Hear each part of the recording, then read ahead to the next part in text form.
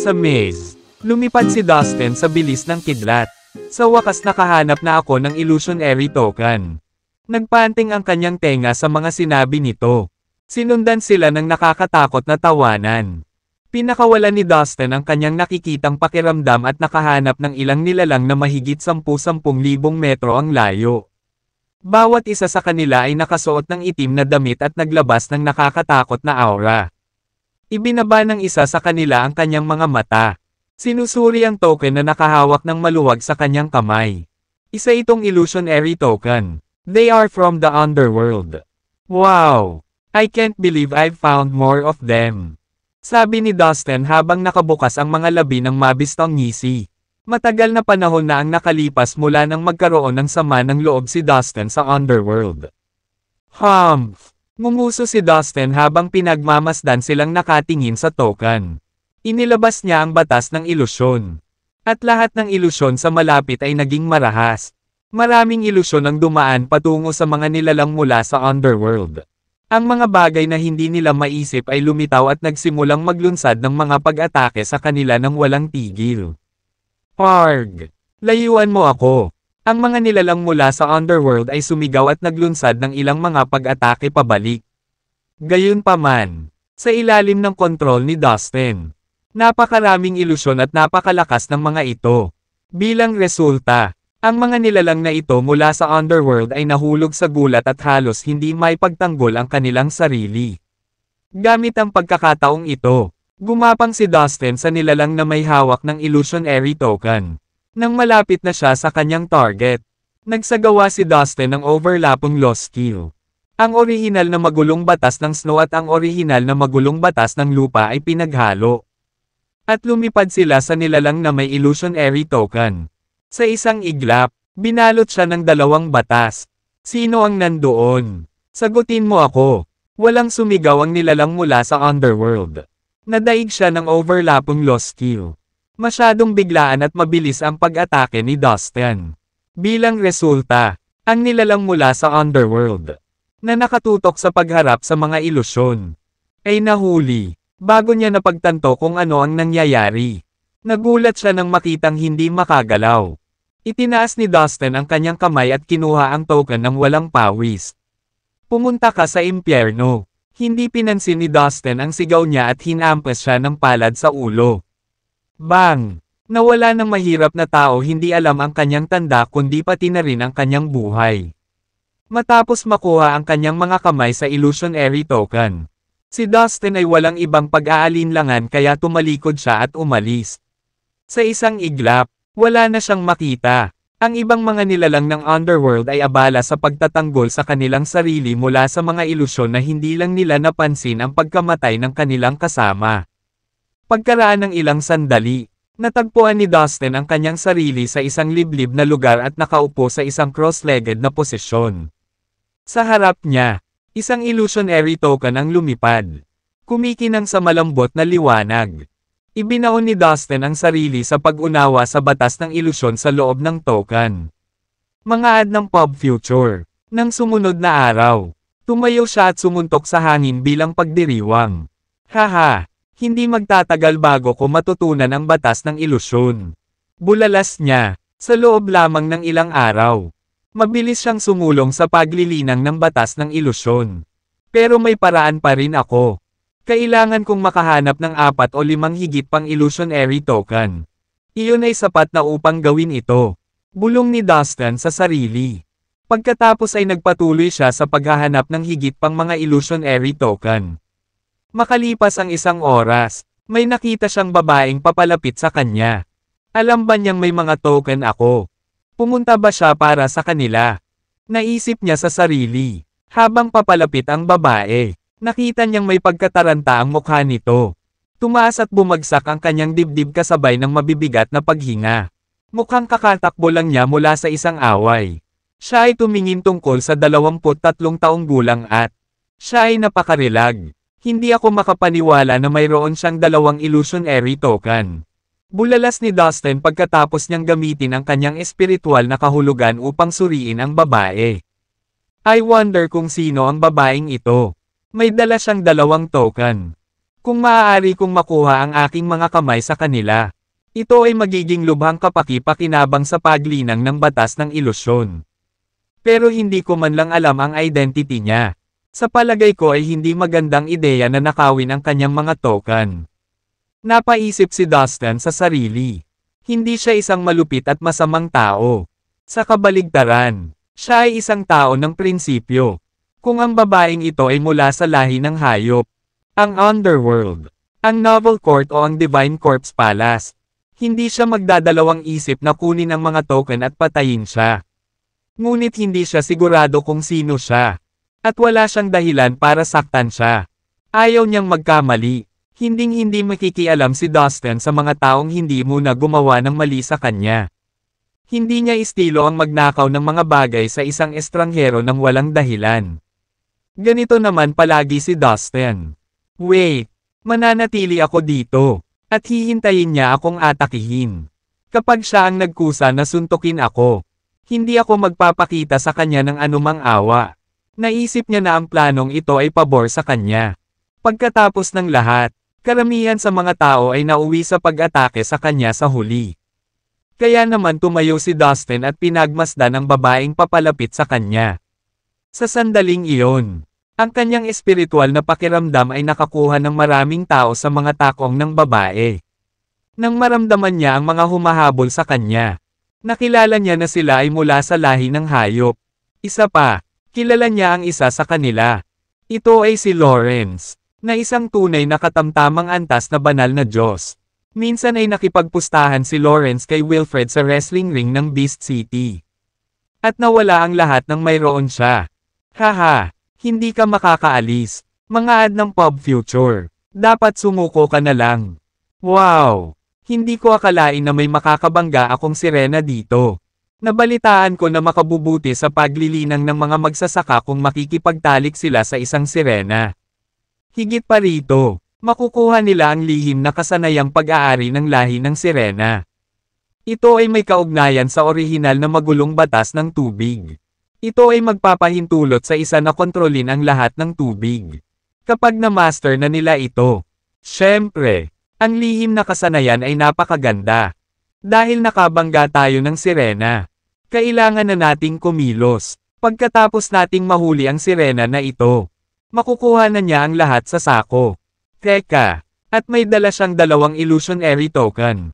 Gusto ko ang isa sa kanila. Mayroon na akong 2 illusionary token. Sa isa pang token. Kaya kung ay teleport ang sarili ko palabas ng Moldite na maze na ito. Nakita ang grupo ng lahi ng hayop. Lahat sila ay nag-uusap at tumatawa ng malakas. Ito ay malinaw na sila ay puno ng masamang hangarin.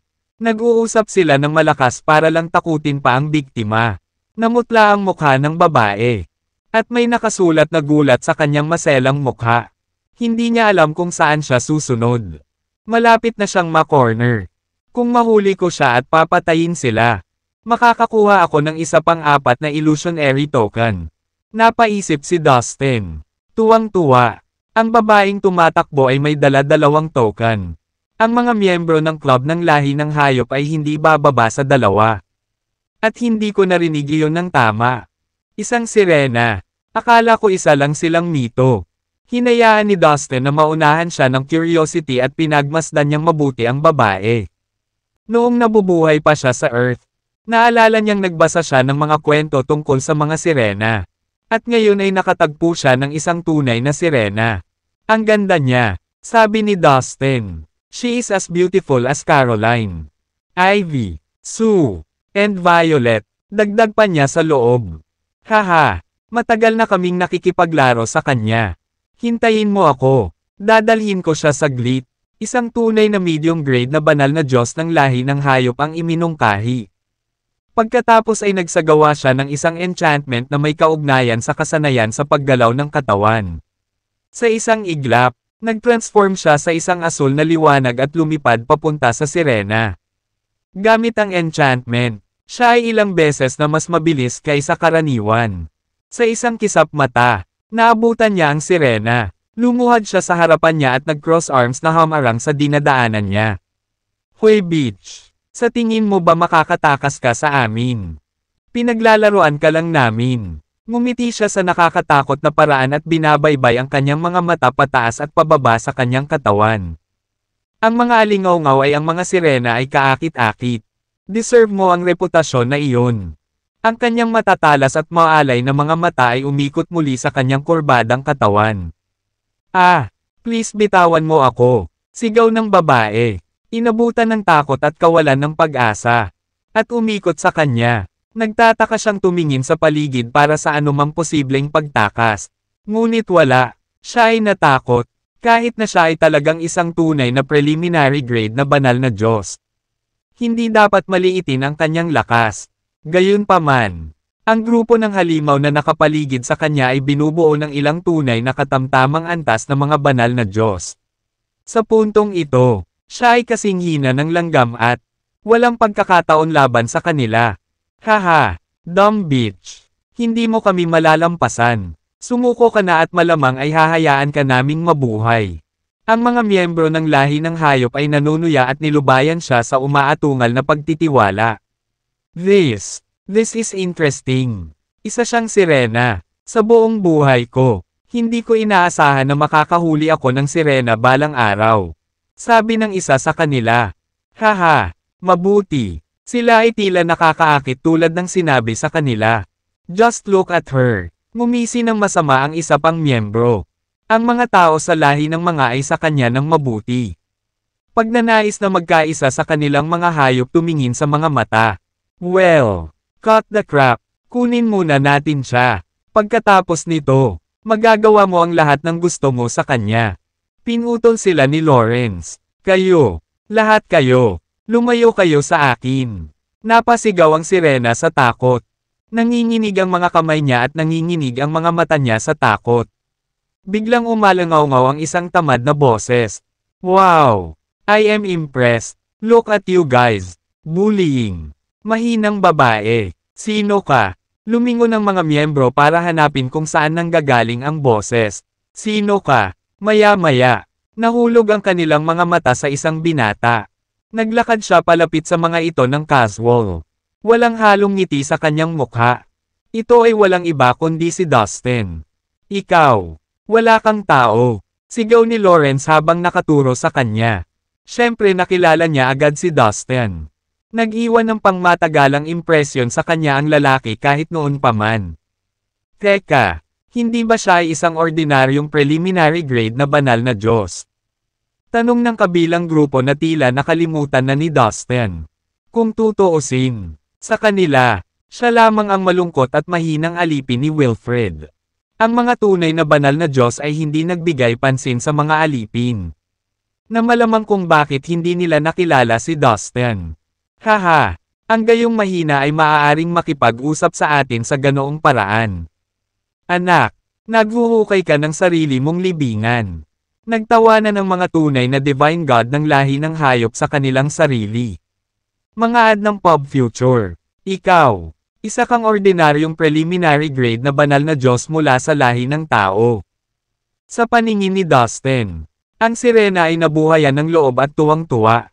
Ang kanyang mga mata ay kumikinang sa pag-asa, na para bang si Dustin ang kanyang saving grace. Gayunpaman, nang makita niya ang cultivation base ni Dustin, muli siyang nadismaya. Ang kanyang mataas at makapangyarihang tagapagligtas ay naging isang ordinaryong preliminary grade na banal na Diyos. Hindi niya maiwasang mapangiti ng mapait sa sarili sa realisasyong ito. Kaya niyang kumuha ng ordinaryong preliminary grade divine God nang hindi man lang pinagpapawisan. Ang kanyang pag-asa kay Dustin ay nawala ng kasing bilis ng paglitaw nito. Mukhang tapos na ako. Ang sabi ng sirena sa kanyang sarili habang nagbubuntong hininga sa kawalan ng pag-asa. May idea ka ba sa ginagawa mo? Bilang alipin ng aming lahi. Tinalikuran mo kami at ininsulto pa. Ngayon ang araw na ikaw ay tinanggal. Sumirit si Lawrence sa malamig na tono. Noon pa man ay gusto niyang patayin si Dustin. Ngunit hindi siya nagkaroon ng pagkakataon. Ngayon, nasa harap niya mismo ang pagkakataon. At hindi niya ito sasayangin. Sa tingin mo kaya mo pa akong hawakan? Masyado mong binibigyang kredito ang iyong sarili. I'll just cut to the damn chase. Nagsalita si Dustin at inilahad ang isang kamay para ipakita ang isang walang laman na palad. Nandito ako para sa illusionary token. Alam ko na nakakuha ka ng 2 token sa iyo kaya. Ibigay mo na lang sila. Mas madali sa ganitong paraan. Gawin ko ang sinabi ko at lalayo ako at iiwan kayong lahat na hindi masasaktan. Kung hindi, huwag mong asahan na makakalabas ka ng buhay sa lugar na ito. Nakangiting sabi ni Dustin habang nakaturo sa isang tunay na Diyos na Diyos. Ang itinuro niya ay isang tunay na katamtamang grado na banal na Diyos. Nang marinig niya ito, naging defensive siya at nataranta. Ano ang sinasabi mo? Tanong niya na nakatitig kay Dustin. Hindi siya makapaniwala sa lumabas sa bibig ni Dustin. Paano magkakaroon ng lakas ng loob ang isang ordinaryong preliminary grade na banal na Diyos na makipag-usap sa akin sa ganoong paraan? Siya ay nagtaka. Napakurap pa siya ng ilang beses sa gulat dahil sa hinala niyang mali ang narinig niya. Samantala, ang iba pang nilalang, kabilang ang sirena, ay nagpalitan din ng mga tingin ng pagkalito at pagkagulat. Paano makapagsalita ang batang ito ng ganoong paraan sa isang tunay na katamtamang antas na banal na Diyos? Nagtaka sila. Hello? Mali ba ang narinig ko o? Is this guy actually threatening us? Tanong ng isang member at tumingin sa paligid. Siya. This is ridiculous. Ang mga miyembro ng lahi ng halimaw ay sumabog sa matinding tawa. May ilan pang nagkayam ng tiyan. Sa tingin ko'y hindi tama ang ulo niya. Naisip ng sirena sa kanyang sarili. Mas bigo kaysa dati. Okay. Walang paraan na ililigtas ako ng lalaking ito. Sa tingin ko ay mayroon siyang mental issues. Napabuntong hininga ulit siya. Huwag mo akong subukan. Mga ad ng Pop Future. Ibigay mo sa akin ang mga token.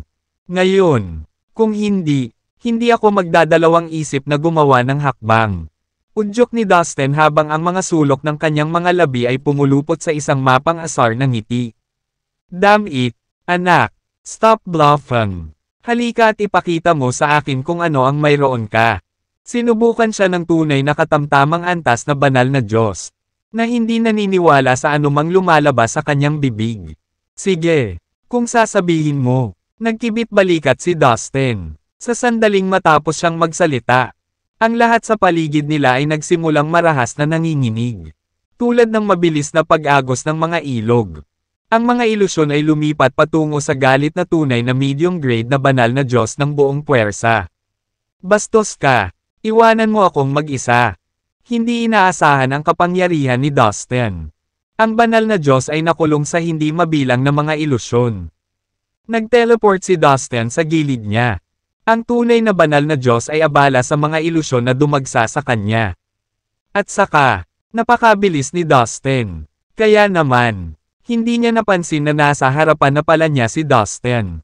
Ikaw ay patay na karne. Noon lang, nagtaas ng kamay si Dustin at pinakawalan ang overlapping law skill para magsama kasama ang 2 orihinal na magulong batas na nakadirekta sa tunay na banal na Diyos. Kasabay nito, libo-libong pulang string ang lumitaw at pumutok patungo sa ulo ng tunay na banal na Diyos. Dahil tumaas ng husto ang kanyang kakayahan sa puwersa. Ang kapangyarihan ng kasanayang puppet strings na pinakawalan ni Dustin ay napatunayang hindi bababa sa 1,000 beses na mas malakas kaysa dati. Ang tunay na katamtamang antas na banal na Diyos ay sumure sure paatros. Natatakot siya sa makapangyarihang pag-atake ni Dustin. Bigla na lang, pinakawalan ni Dustin ang star power at itinoon ito sa tunay na medium grade na banal na Diyos. Ang tunay na banal na Diyos ay sumigaw at tumakbo sa takot. Arg! Umalis ka! Iwanan mo akong mag-isa! Anak ng aso! Pagmamakaawa niya habang paikot-ikot. Ang kapangyarihan ni Dustin ay ang huling bagay na inaasahan niya mula sa isang ordinaryong preliminary grade na banal na Diyos. Ito ay walang kwenta. Paano siya naging napakalakas? Ang tunay na medium grade na banal na Diyos ay nagtaka. Hindi na siya makapagtataka habang mas lalo siyang nalilibugan sa kanyang sitwasyon. Natatakot siya na maaari siyang mamatay sa sandaling ito. Sa mga kamay ni Dustin. Hindi ako makapaniwala na kaya niyang kitilin ang buhay ko. Ito ay hindi ka pani-paniwala. Ang tunay na banal na Diyos ay bumantong hininga sa matinding paghihirap.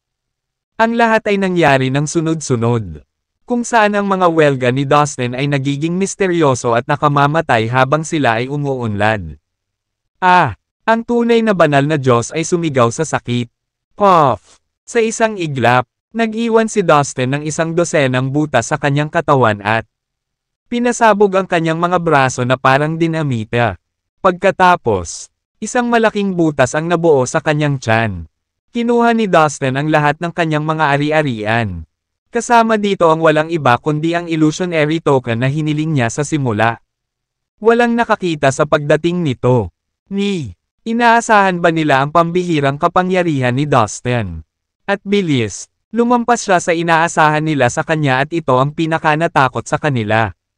Kinailangan ni Dustin na masaktan ang isang tunay na katamtamang antas na banal na Diyos para matanto ng mga miyembro ng lahi ng hayop. Eksakto kung ano ang laban nila. Hindi pwede.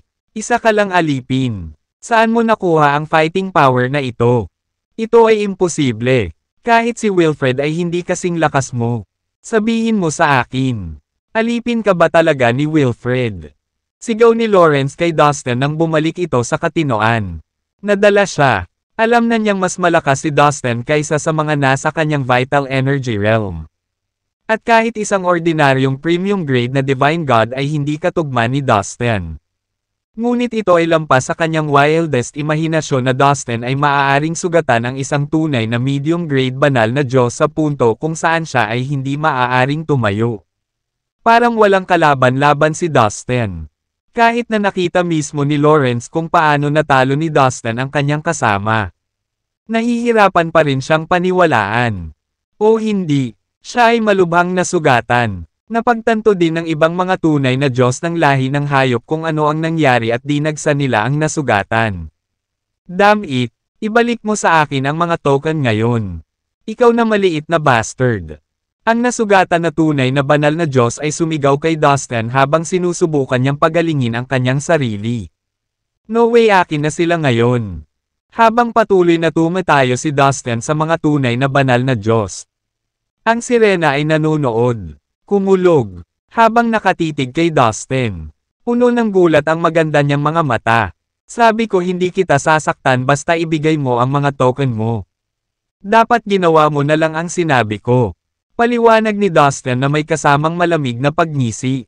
Gayunpaman, hindi niya nilayo na gumawa ng karagdagang aksyon laban sa nasugatan na tunay na banal na Diyos ng lahi ng hayop. Ang pangunahing layunin ni Dustin ay makuha ang kanyang mga token. Matapos makuha ang gusto niya, nagplano si Dustin na maghanap ng tahimik na lugar at magsimulang magtrabaho ng higit pa sa pagmaster ng batas ng ilusyon. Nilaibat ng kanyang tingin ang grupo ng halimaw bago ito tumira sa sirena.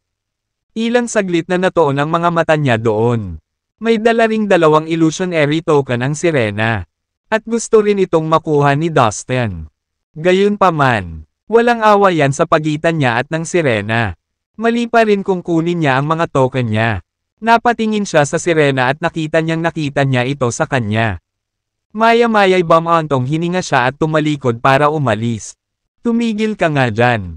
Hindi natin siya mapapaalis. Kunin mo siya. Nang makitang aalis na si Dustin. Ang mga tunay na divine god ng lahi ng hayop ay umungal ng galit. Napakaraming beses na siyang nakatakas sa kanila.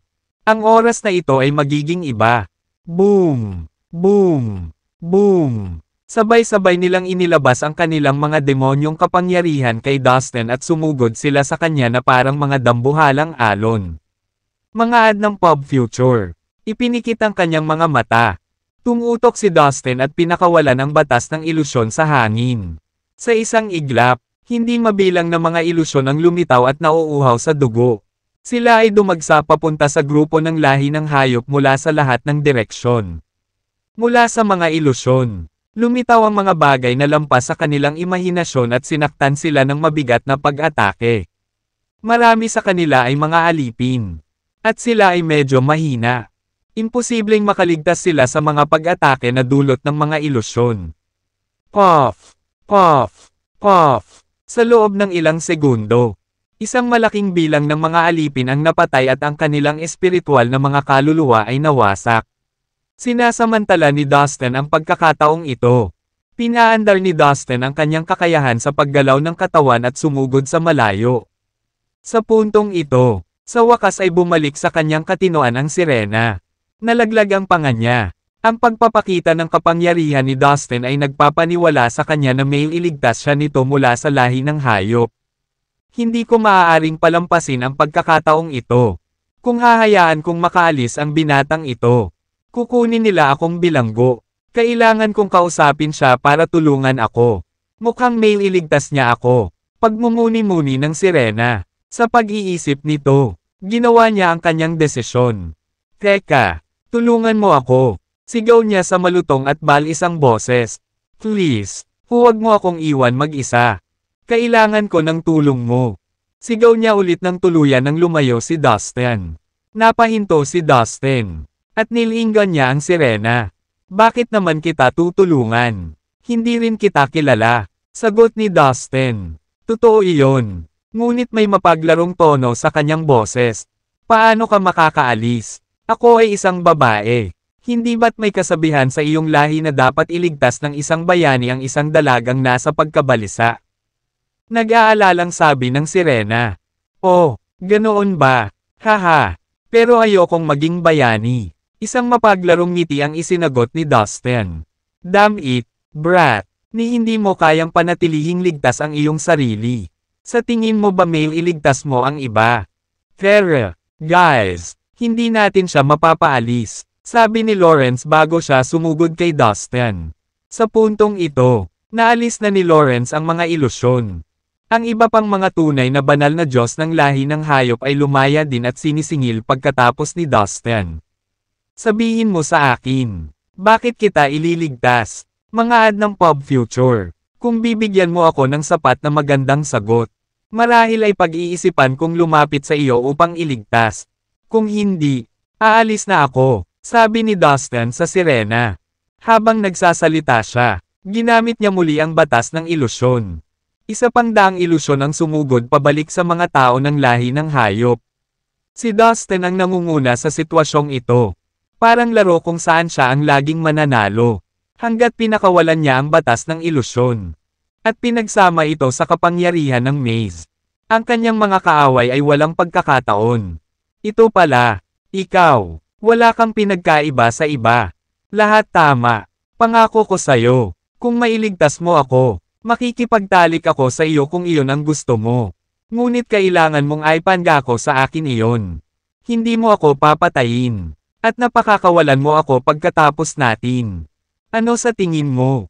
Alok ng sirena. Tulad ng iba, naisip niya na gusto siya nitong gamitin para sa kanyang katawan. Mahirap ilabas ang mga salita. Kung mahulog ako sa mga kamay ng lahi ng hayop, magkakaroon ako ng kahabag-habag na wakas. Halinilihin nila akong ginahasa at pinapahiya. Tapos kukunin nila ang buhay ko. Gayunpaman, kung mapupunta ako sa mga kamay ng binatang iyon, baka mas mababa ang paghihirap ko. Mawala man ang virginity ko. Malamang hindi niya ako sasaktan. Isa pa, ang cute ng binatang ito. Ang mga tao sa lahi ng hayop ay lahat ng pangit at kasuklam-suklam. Naglalabas sila ng napakalakas na demonyong aura, na nagpapasakit sa aking tiyan. Mas gugustuhin ko pang mawala ang virginity ko sa kanya. Napakahirap. Ngunit kailangan niyang magdesisyon. Nagpasya siyang ipagpalit ang kanyang pagkabirhen para sa kanyang buhay. You have my word. Sa iyo ako matutulog. Nasiyahan ka na ba ngayon? Bilasan mo at iligtas mo ako. Udyok ng sirena kay Dustin. Matapos gawin ang mahirap na desisyong ito, gamaan ang pakiramdam niya. Walang paraan na tatanggihan siya nito. Agad siyang papayag. Naisip niya sa sarili. Alam niya na isa siyang appealing girl. Tiwala siya sa kanyang kagandahan. Sa tingin ko hindi niya tatanggihan ang alok ko basta normal lang siya. Confident niyang naisip, tumingin ang sirena kay Dustin. At nakahinga siya ng maluwag. Ngayon wala nang makakasakit sa akin. Mawawala ang virginity ko. Pero wala akong ibang choice.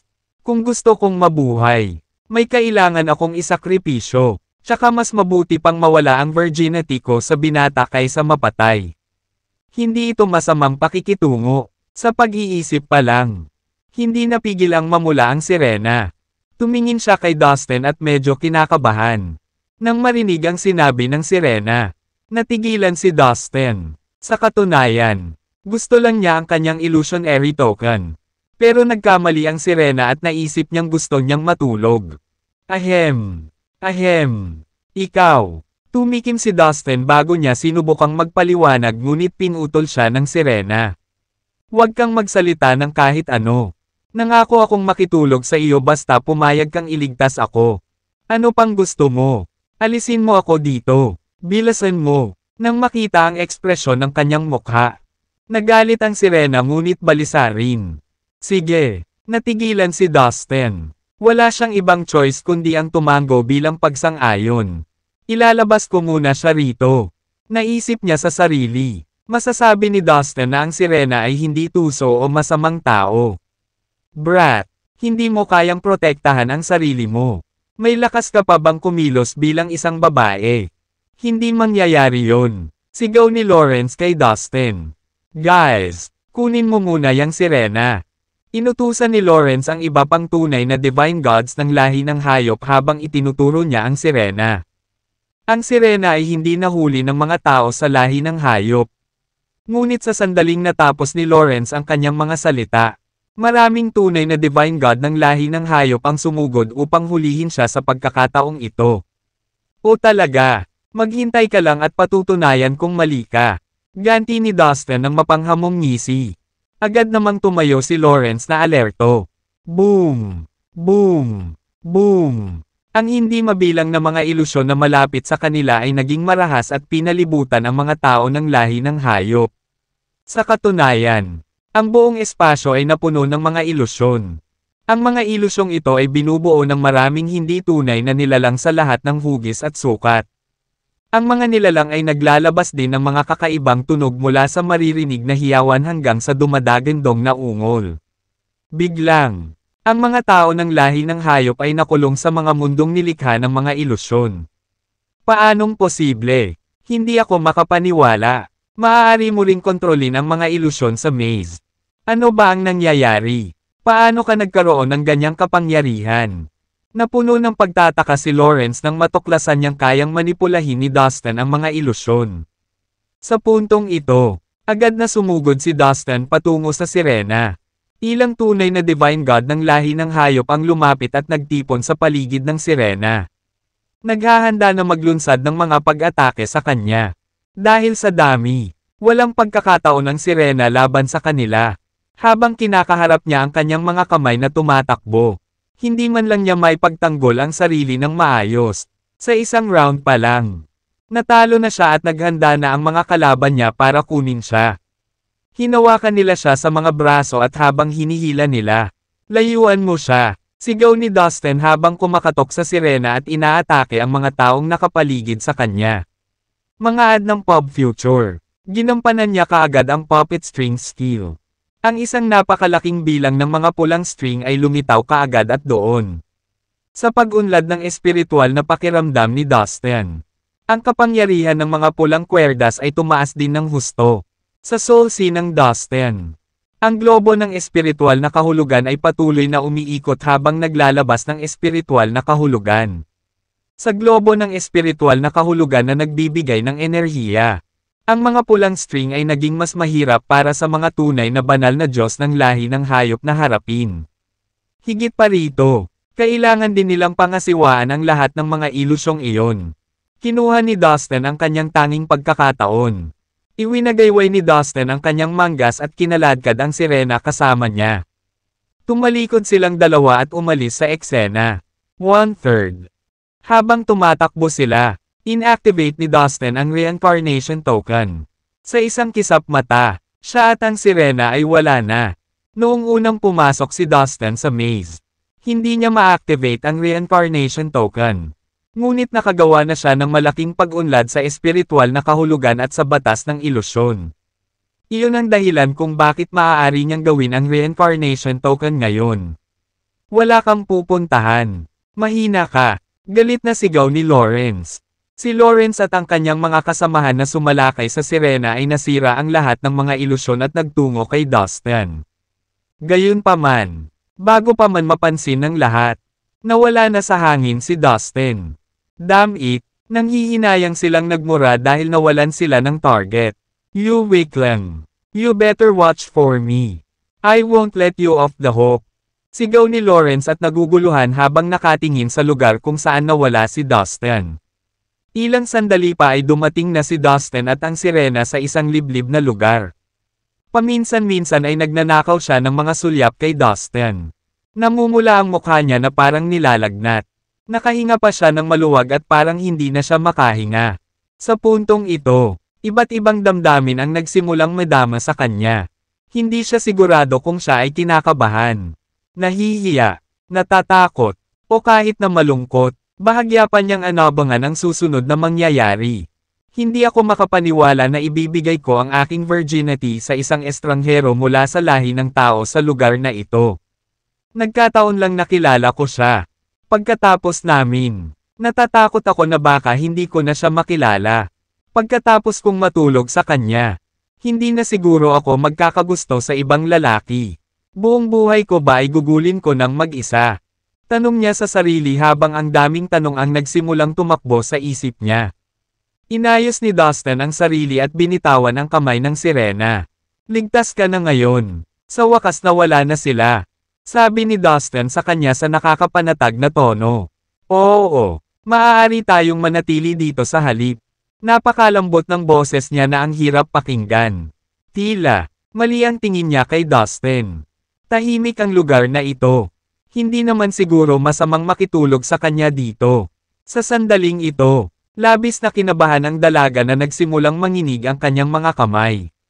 Bumibilis ang tibok ng kanyang puso habang tumataas ang kanyang dibdib at bumabagsak sa ritmo ng kanyang mabibigat na paghinga. Kung sa bagay, hindi naman talaga nakakagulat na ganito ang nararamdaman niya. Ito ang unang pagkakataon na makikipag-sex siya. Malaking bagay sa sino mang dalaga ang pagkawala ng virginity. Namula na ang mukha niya habang namumula.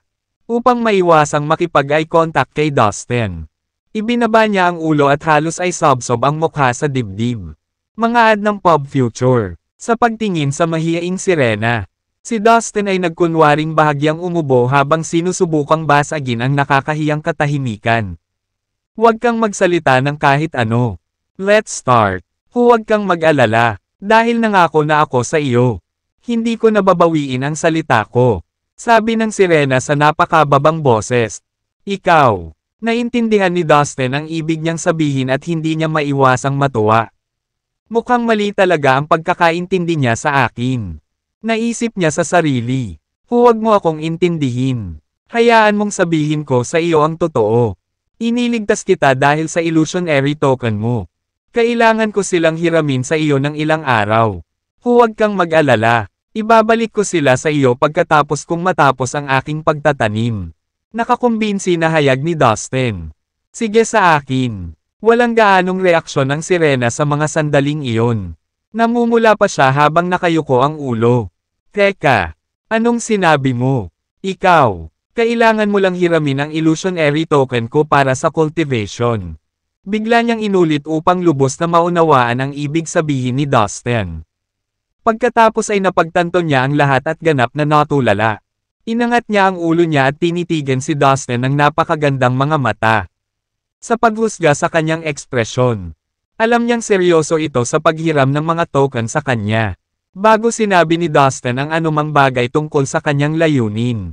Naisip niya na si Dustin ay handa na iligtas siya dahil naaakit ito sa kanya. Napag-usapan pa niya ang sarili sa pagtulog sa kanya. At inihanda ang sarili para dito. Pero ngayon lang inamin ni Dustin na pumunta siya para iligtas siya dahil gusto niyang hiramin ang kanyang illusionary token. Wala siyang nakitang pagdating nito. Makalipas ang ilang segundo, napalitan ng excitement ang mood niya habang nakahinga siya ng maluwag. Seryoso ka? Kailangan mo lang gamitin ang aking illusionary token para mag-cultivate ng ilang araw. Wala ka namang ibang requirements di ba? Tanong niya ulit kay Dustin para kumpirmahin. Oo, ibig kong sabihin, huwag kang mag-alala. Ibabalik ko sa iyo ang mga token pagkatapos kong matapos ang aking pagsasanay. Hindi ko sila aalisin sa iyo. Nakangiting sagot ni Dustin. Medyo nag-aalala pa rin ang sirena. So, I don't need to sleep with you. Right? Tanong niya pagkatapos niya mag-ipon ng lakas ng loob sa huling pagkakataon. Ahem. Hindi ko talaga naisip iyon. Natatakot ako na hindi mo ako naiintindihan. Sagot ni Dustin na may kasamang nahihiyang ngiti. Nakita ko, sa wakas, guminhawa ang isip ng sirena. Muli siyang nakahinga ng maluwag at tinapik ang kanyang dibdib. Na para bang nailigtas siya sa malaking problema. Bakit hindi mo sinabi sa akin kanina? She whined while rolling his eyes at him. Nalaman niya na si Dustin ay easygoing at hindi naman masamang tao. Unti-unti, nasumpungan niya ang kanyang sarili na ibinababa ang kanyang pagbabantay laban kay Dustin. Lahat tama. Ipapahiram ko sa iyo ang 2 token na ito. Ikinaway ng sirena ang kanyang kamay. At 2 illusionary token ang lumipad pasulong at lumutang sa harap ni Dustin. Salamat. Huwag kang mag-alala. Ibabalik ko ang mga ito pagkatapos kong magtanim. Tuwang-tuwa si Dustin. Isang napakatalino ng ngiti ang sumilay sa kanyang mukha habang pinag-aaralan niya ang 2 token sa kanyang mga kamay. Salamat muli. Sisimulan ko na ang aking paglilinaw ngayon. Manatili sa malapit at huwag tumakbo ng mag-isa. Ang maze na ito ay puno ng mga panganib. At delikado para sa iyo na mag-isa. Baka sa boses ni Dustin ang pag-aalala habang binabalaan siya nito. Hindi na siya makapaghintay na lumingon sa pag-iisa. Gayunpaman, kailangan muna niyang tiyakin ang kaligtasan nito. Sige, mananatili ako sa tabi mo.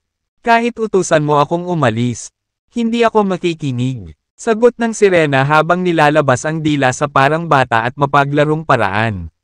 Sa susunod na segundo, napagtanto niya na maaaring maling pakahulugan ni Dustin ang kanyang mga aksyon. Namumula ang mukha niya nang maisip niyang baka maniwala ito na may nararamdaman para sa kanya. Damn it, bakit ba lagi akong namumula kapag kasama ko ang lalaking ito? Habang nag-flash sa kanyang isipan ang pag-iisip, galit na tinitigan ng sirena si Dustin. Sa puntong ito, nakahanap ng angkop na pwesto si Dustin at naupo ng naka-cross-legged. Nabalot siya ng excitement dahil sa wakas ay nakuha na niya ang 4 na illusionary token pagkatapos ng mahabang pagsubok. Hindi na siya makapaghintay na magsisimula.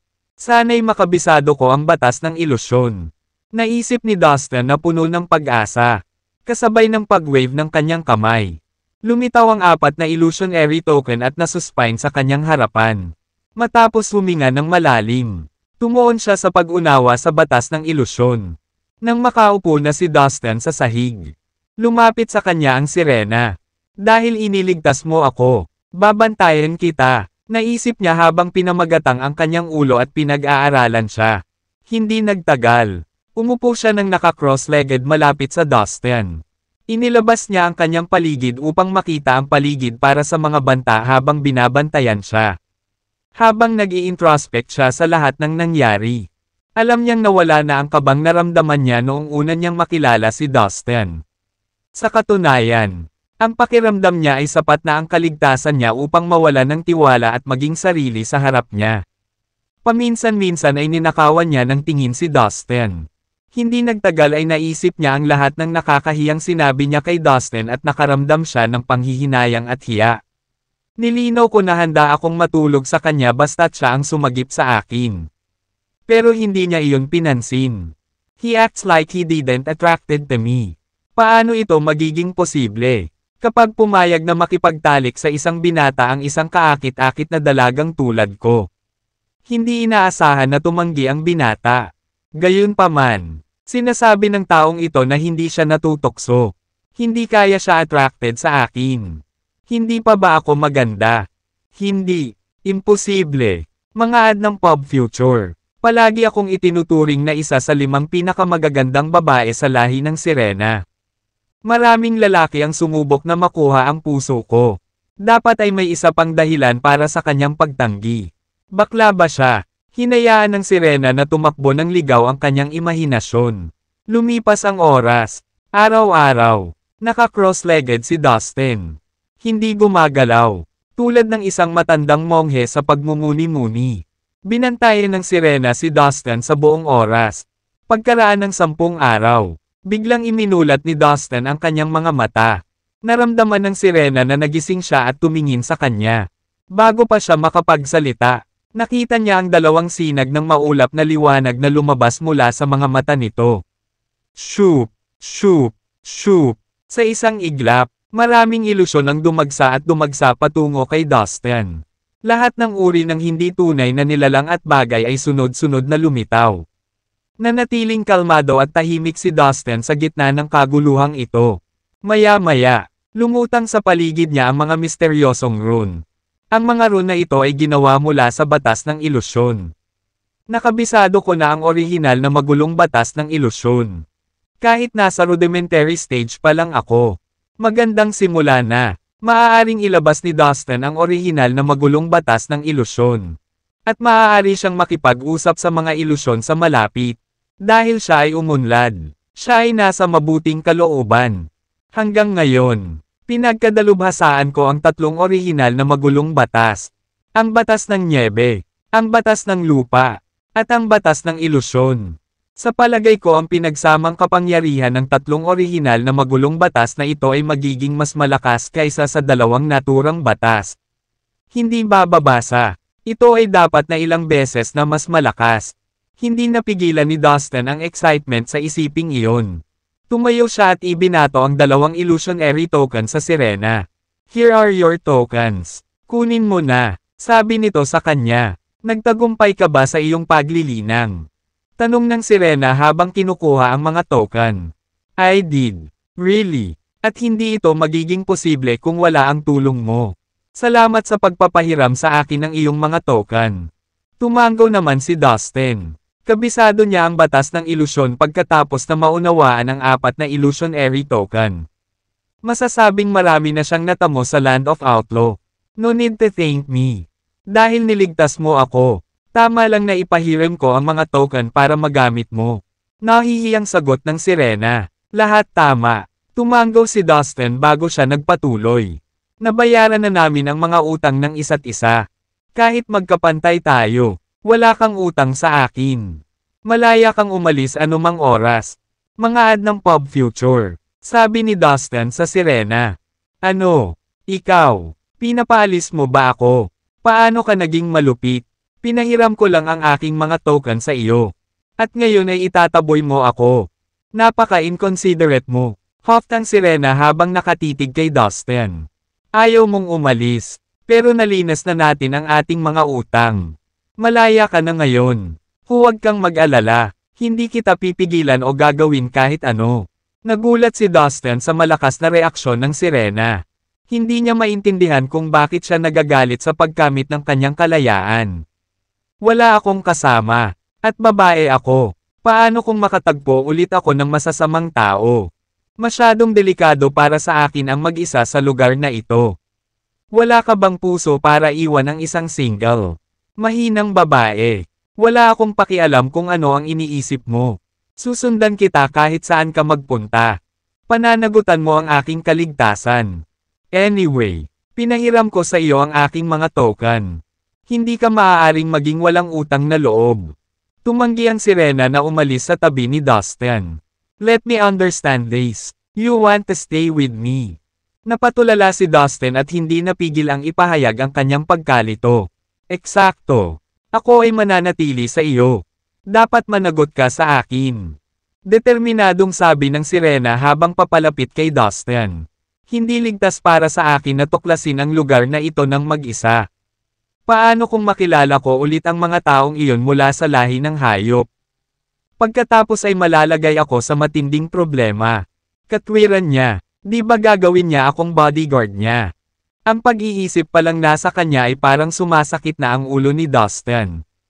Nang makita niya ang reaksyon nito, nagpout ang sirena at sinabing, isinasaalang-alang mo bang iwan ako? May puso ka ba na iwan ako sa ganitong delikadong kapaligiran? Ngayong nagpasya siyang manatili kay Dustin. Gagawin ng sirena ang anumang haba upang magbago ang isip. Bago pa siya makasagot ay lumapit ito sa kanya. At ang bango ng kanyang katawan ay tumago sa kanyang ilong. Tama ka.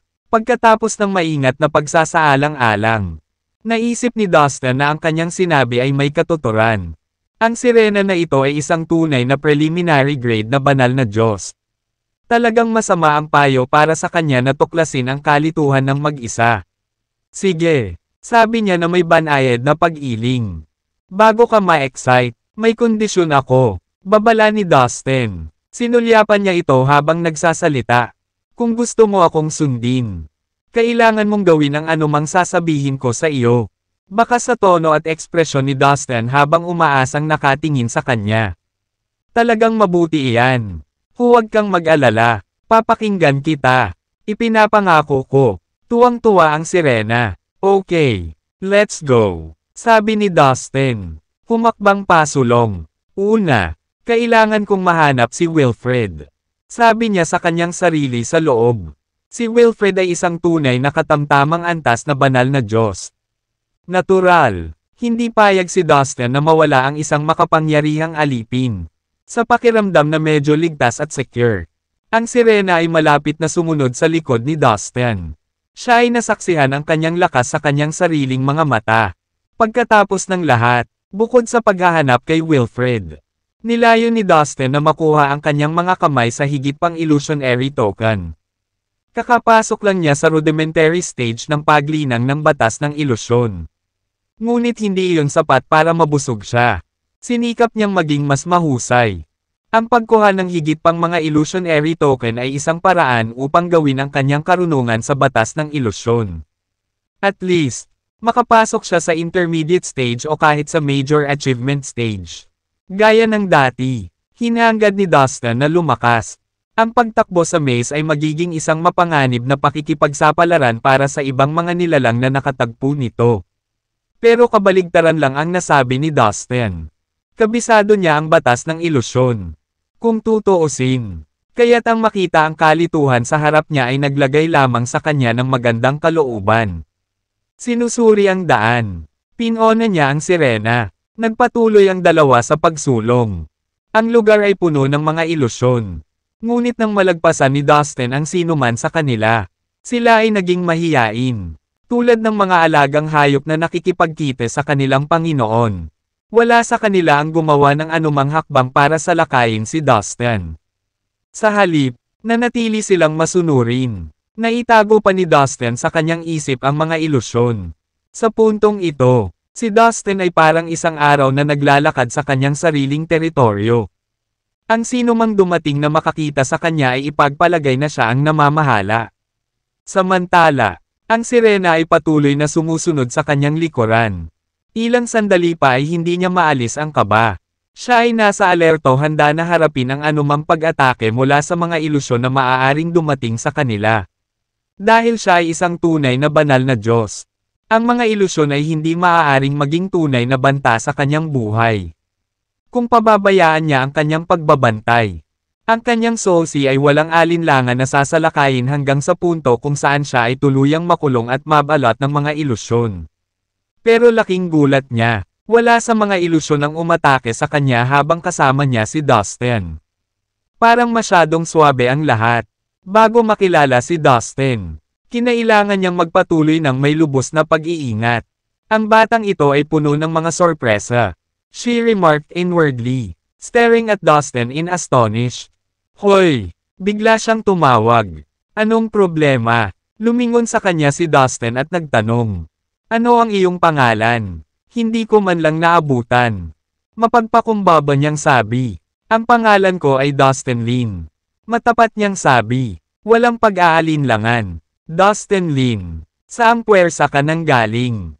Ang mga puwersang iyon na nagpapadala ng mga tao sa Land of Outlaw ay pinakamataas na ranggo sa Sea of Chaos. Siguradong galing ka sa isa sa mga iyon.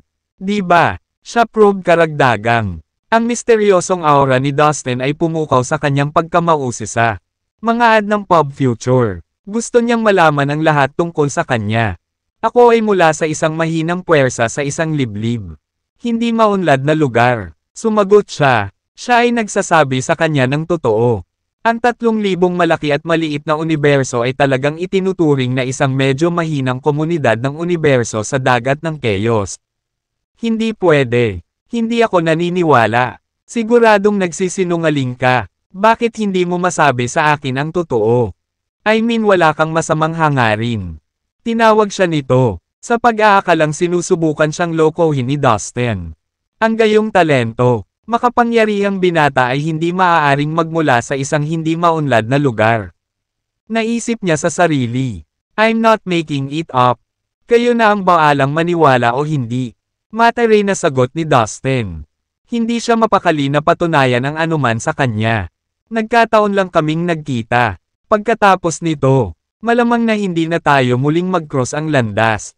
Walang nakitang merito si Dustin sa pag-iisip sa kanya.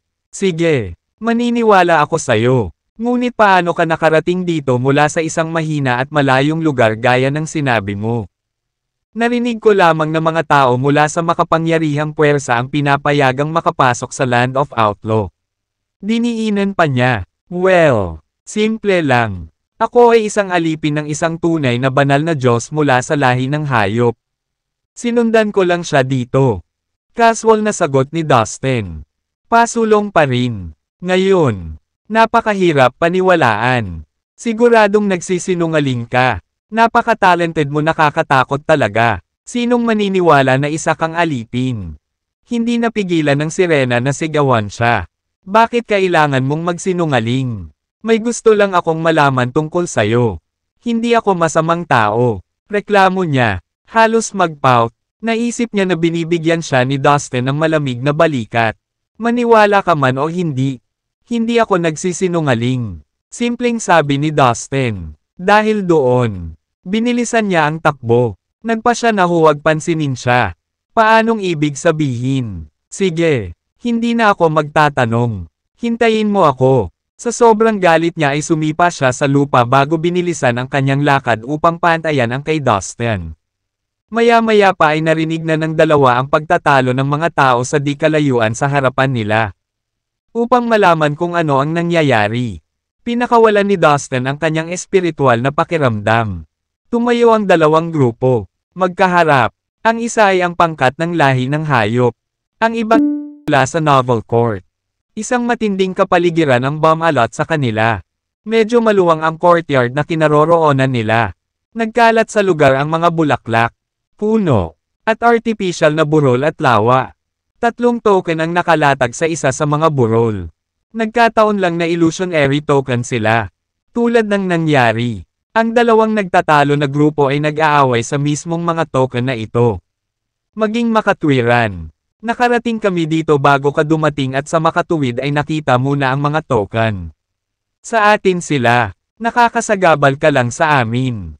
Sigaw ng isang tunay na divine god ng Novel Court. Kalokohan. Nakita namin ang 3 token bago mo ginawa.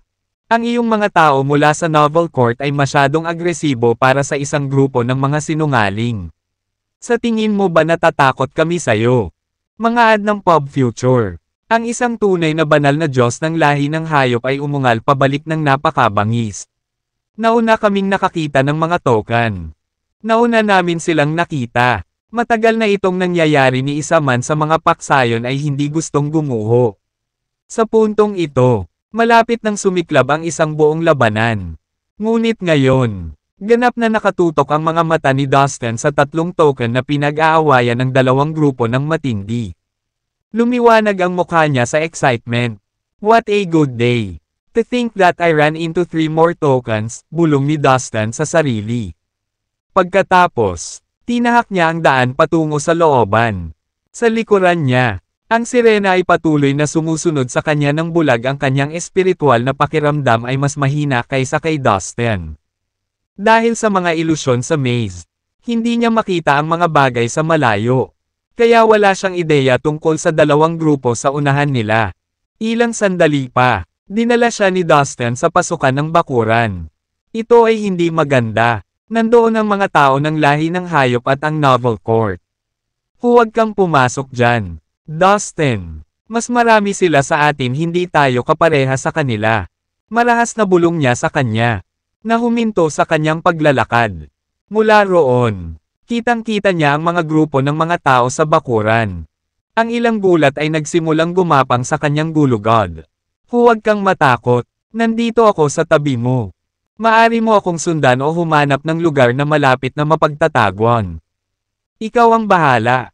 And with that, buong tapang na pumasok si Dustin sa courtyard. Ikaw. Ang kanyang desisyon ay nakaramdam ng pagkabalisa at galit ang sirena. Sige. Mananatili ako sa tabi mo kahit anong mangyari. Sa wakas, nagngangalit siya at sumunod ulit sa likuran ni Dustin. Maaaring kunin ng espiritual na pakiramdam ni Dustin ang kanyang paggalaw sa likuran niya. Totoo, ang kanyang desisyon ay nagbigay kay Dustin ng isang mas mahusay na pangkalahatang impresyon ng sirena. Mukhang matapang at mabait ang sirena na ito. Sabi niya sa sarili. Sa looban. Nasa likod ni Dustin ang kanyang mga kamay habang dahan-daang naglalakad paakyat sa burol.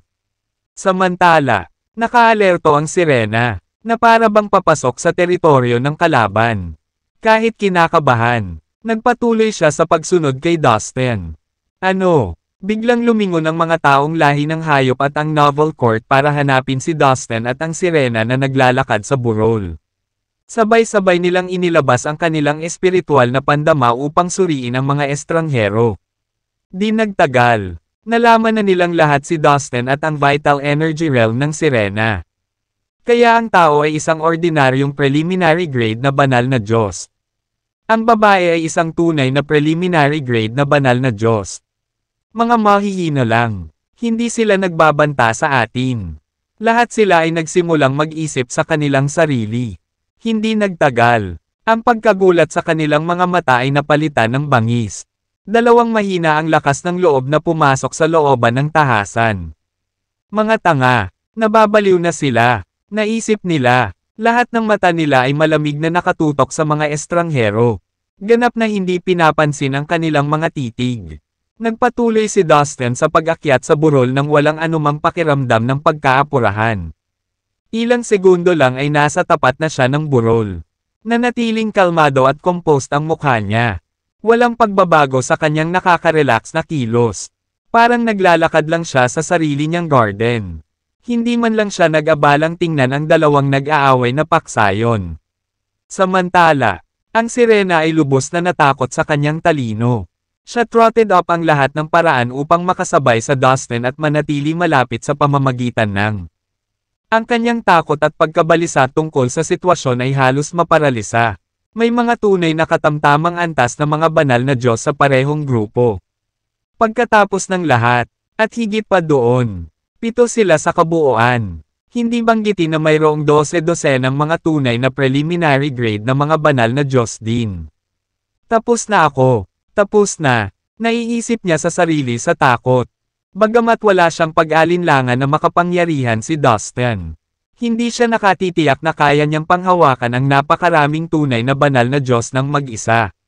Ito ay kahanga-hanga. 3 pa ang hahawakan ko. Nakangiting sabi ni Dustin sa sarili na para bang sabay-sabay na dumating ang lahat ng kanyang kaarawan. Ngunit habang nagdiriwang si Dustin, kabaligtaran naman ang ginagawa ng sirena. Nakaramdam siya ng takot. Bumibigat ang paghinga niya habang ginagawa niya ang lahat ng patatagin ang nanginginig niyang mga kamay. Na halos humawak sa likod ni Dustin para alalayan. Dustin, umalis na tayo dito. Siya pleaded. Becken ang kanyang gulat sa kanya sa pamamagitan ng kanyang mga mata. May magandang dahilan ang sirena para matakot. Ang mga miyembro ng lahi ng hayop at ang Novel Court ay nakilala kay Dustin at sa kanya. Ang kanilang mga mata ay nag-aapoy sa kanilang magkabilang bungo. Hindi alam ng sirena ang katangian ng mga taong ito. Ngunit ang sabihin na sila ay mukhang nakakatakot ay isang maliit na pahayag. Nagbast sila sa kanilang mapanghamon at nakamamatay na kaluwalhatian ng walang anumang pahiwatig ng takot. Mahirap na hindi matakot sa kanila. Ang masama pa nito, nagpakawala sila ng malakas at nagbabantang aura patungo sa direksyon ni Dustin at ng sirena. Na talagang walang nagawa para pakalmayan ang nerbiyos ng sirena. Pupunta tayo sa sandaling makuha ko ang mga token na iyon. Sabi ni Dustin. Nainiyo ko ang kanyang ulo patungo sa burol. Sa kabila ng pagbabante sa kanilang harapan. Desidido siya. Iniunat niya ang kanyang braso. Inabot ang 3 illusionary token. Nang makita ang mga tao kung ano ang tinatangka ni Dustin, nagwala sila sa kanilang mga titig, na humahawak sa tawa. This is ridiculous. Nawala sa isip nila. Talaga bang iniisip ng mga mahihinang ito na maaari silang magpakita dito at makuha ang mga token? Sa tingin ba nila tatayo lang tayo dito at walang gagawin? Actually, naaaliw ako sa kapangahasan ng dalawa. Kailangang mabaliw sila sa pag-iisip na magagawa nila ito. Lalo na kapag nakatayo tayo dito. Nag-react ang mga tao. Binato ng nakakainsultong mga salita ni Dustin at ang sirena. Lumipas ang ilang minuto. At hindi pa rin makontrol ang mga tunay na Divine God ng dalawang puwersa ang kanilang sarili. Namula ang mga mukha nila habang nakahawak sa tiyan nila sa kakatawa. Ang akala nilang lahat ay tulala si Dustin at ang sirena. Akala nila ang dalawa ay parang mga clown sa isang circo, na ginagawang kalokohan ang kanilang mga sarili para sa atensyon ng kanilang mga manunood. Dustin, let's find a way out. Sabi ng sirena na hindi pa rin komportable sa buong sitwasyon. Kung magtatagal pa tayo dito, mas mahihirapan tayo. Patuloy niya, ginagawa ang lahat para mailabas ang kanyang mga salita. Masasabi ni Dustin kung gaano ka ba ang sirena sa paraan ng paghawak nito sa damit nito para maaliw. Ginawa niya ito sa parehong paraan na hinawakan ng isang bata ang isang stuffed animal pagdating ng gabi.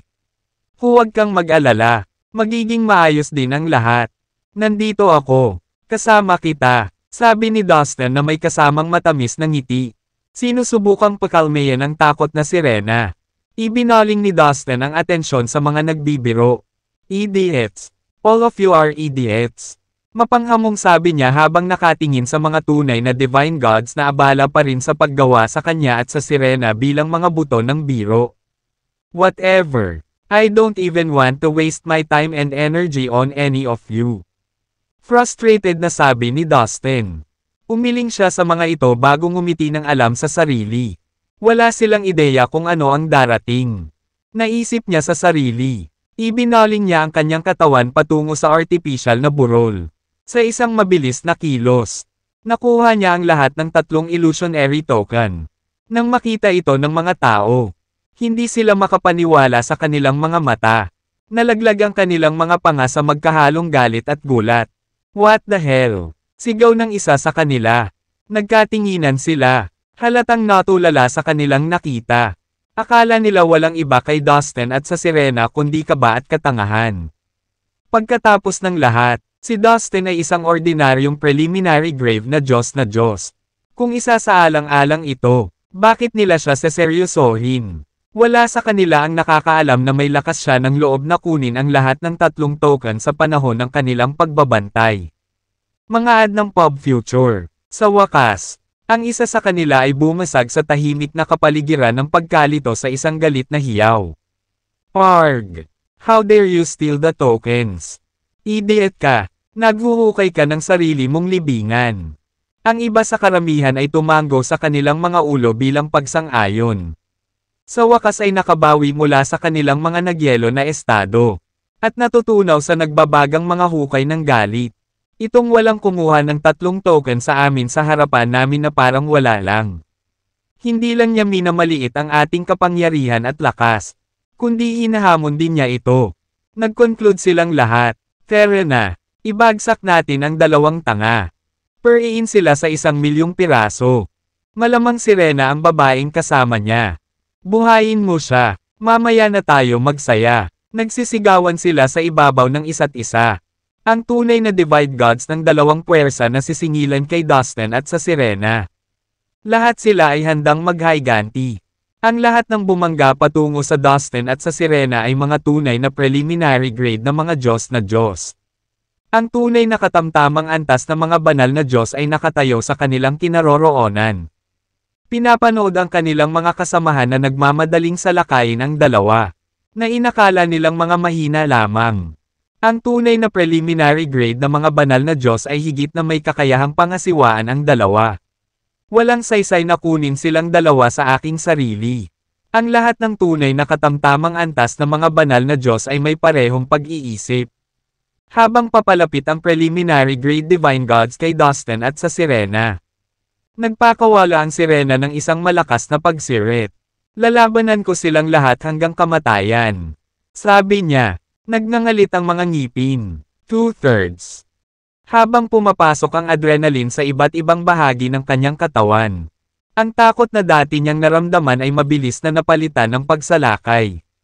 Nakayuko siya, handang gumawa ng pag-atake. Si Dustin naman ay napakakalma. Sa isang ngiti na dahan-daang gumagapang sa kanyang mukha. Tiningnan niya ang tunay na banal na mga Diyos na paparating upang salakayin siya at ang kanyang kasama. Natawa siya sa sarili. Natuwa sa buong sitwasyon. You brat. Para kang patay pero nakangiti ka pa rin. Tulala ka talaga. Pumunta sa impyerno. Mas mabuti pa. Ako na mismo ang magpapadala sa iyo doon. Ang isang tunay na preliminary grade na banal na Diyos ng Novel Court ay sumigaw sa pag-alit na paraan habang papalapit siya kay Dustin.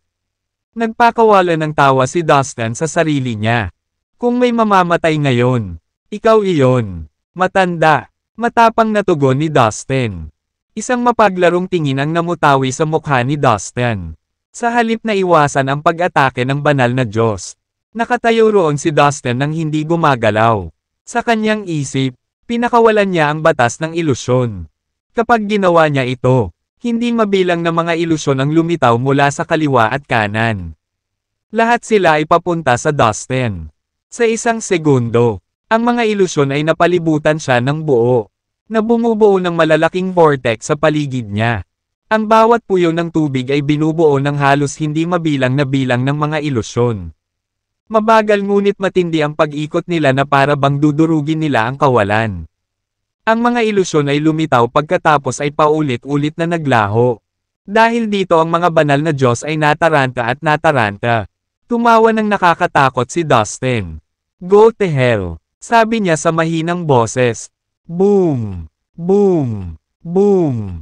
Mga ad ng pop future. Ang malalaking vortex na binubuo ng mga ilusyon na nakapaligid kay Dustin ay nagsimulang kumalat sa isang hindi organisadong paraan.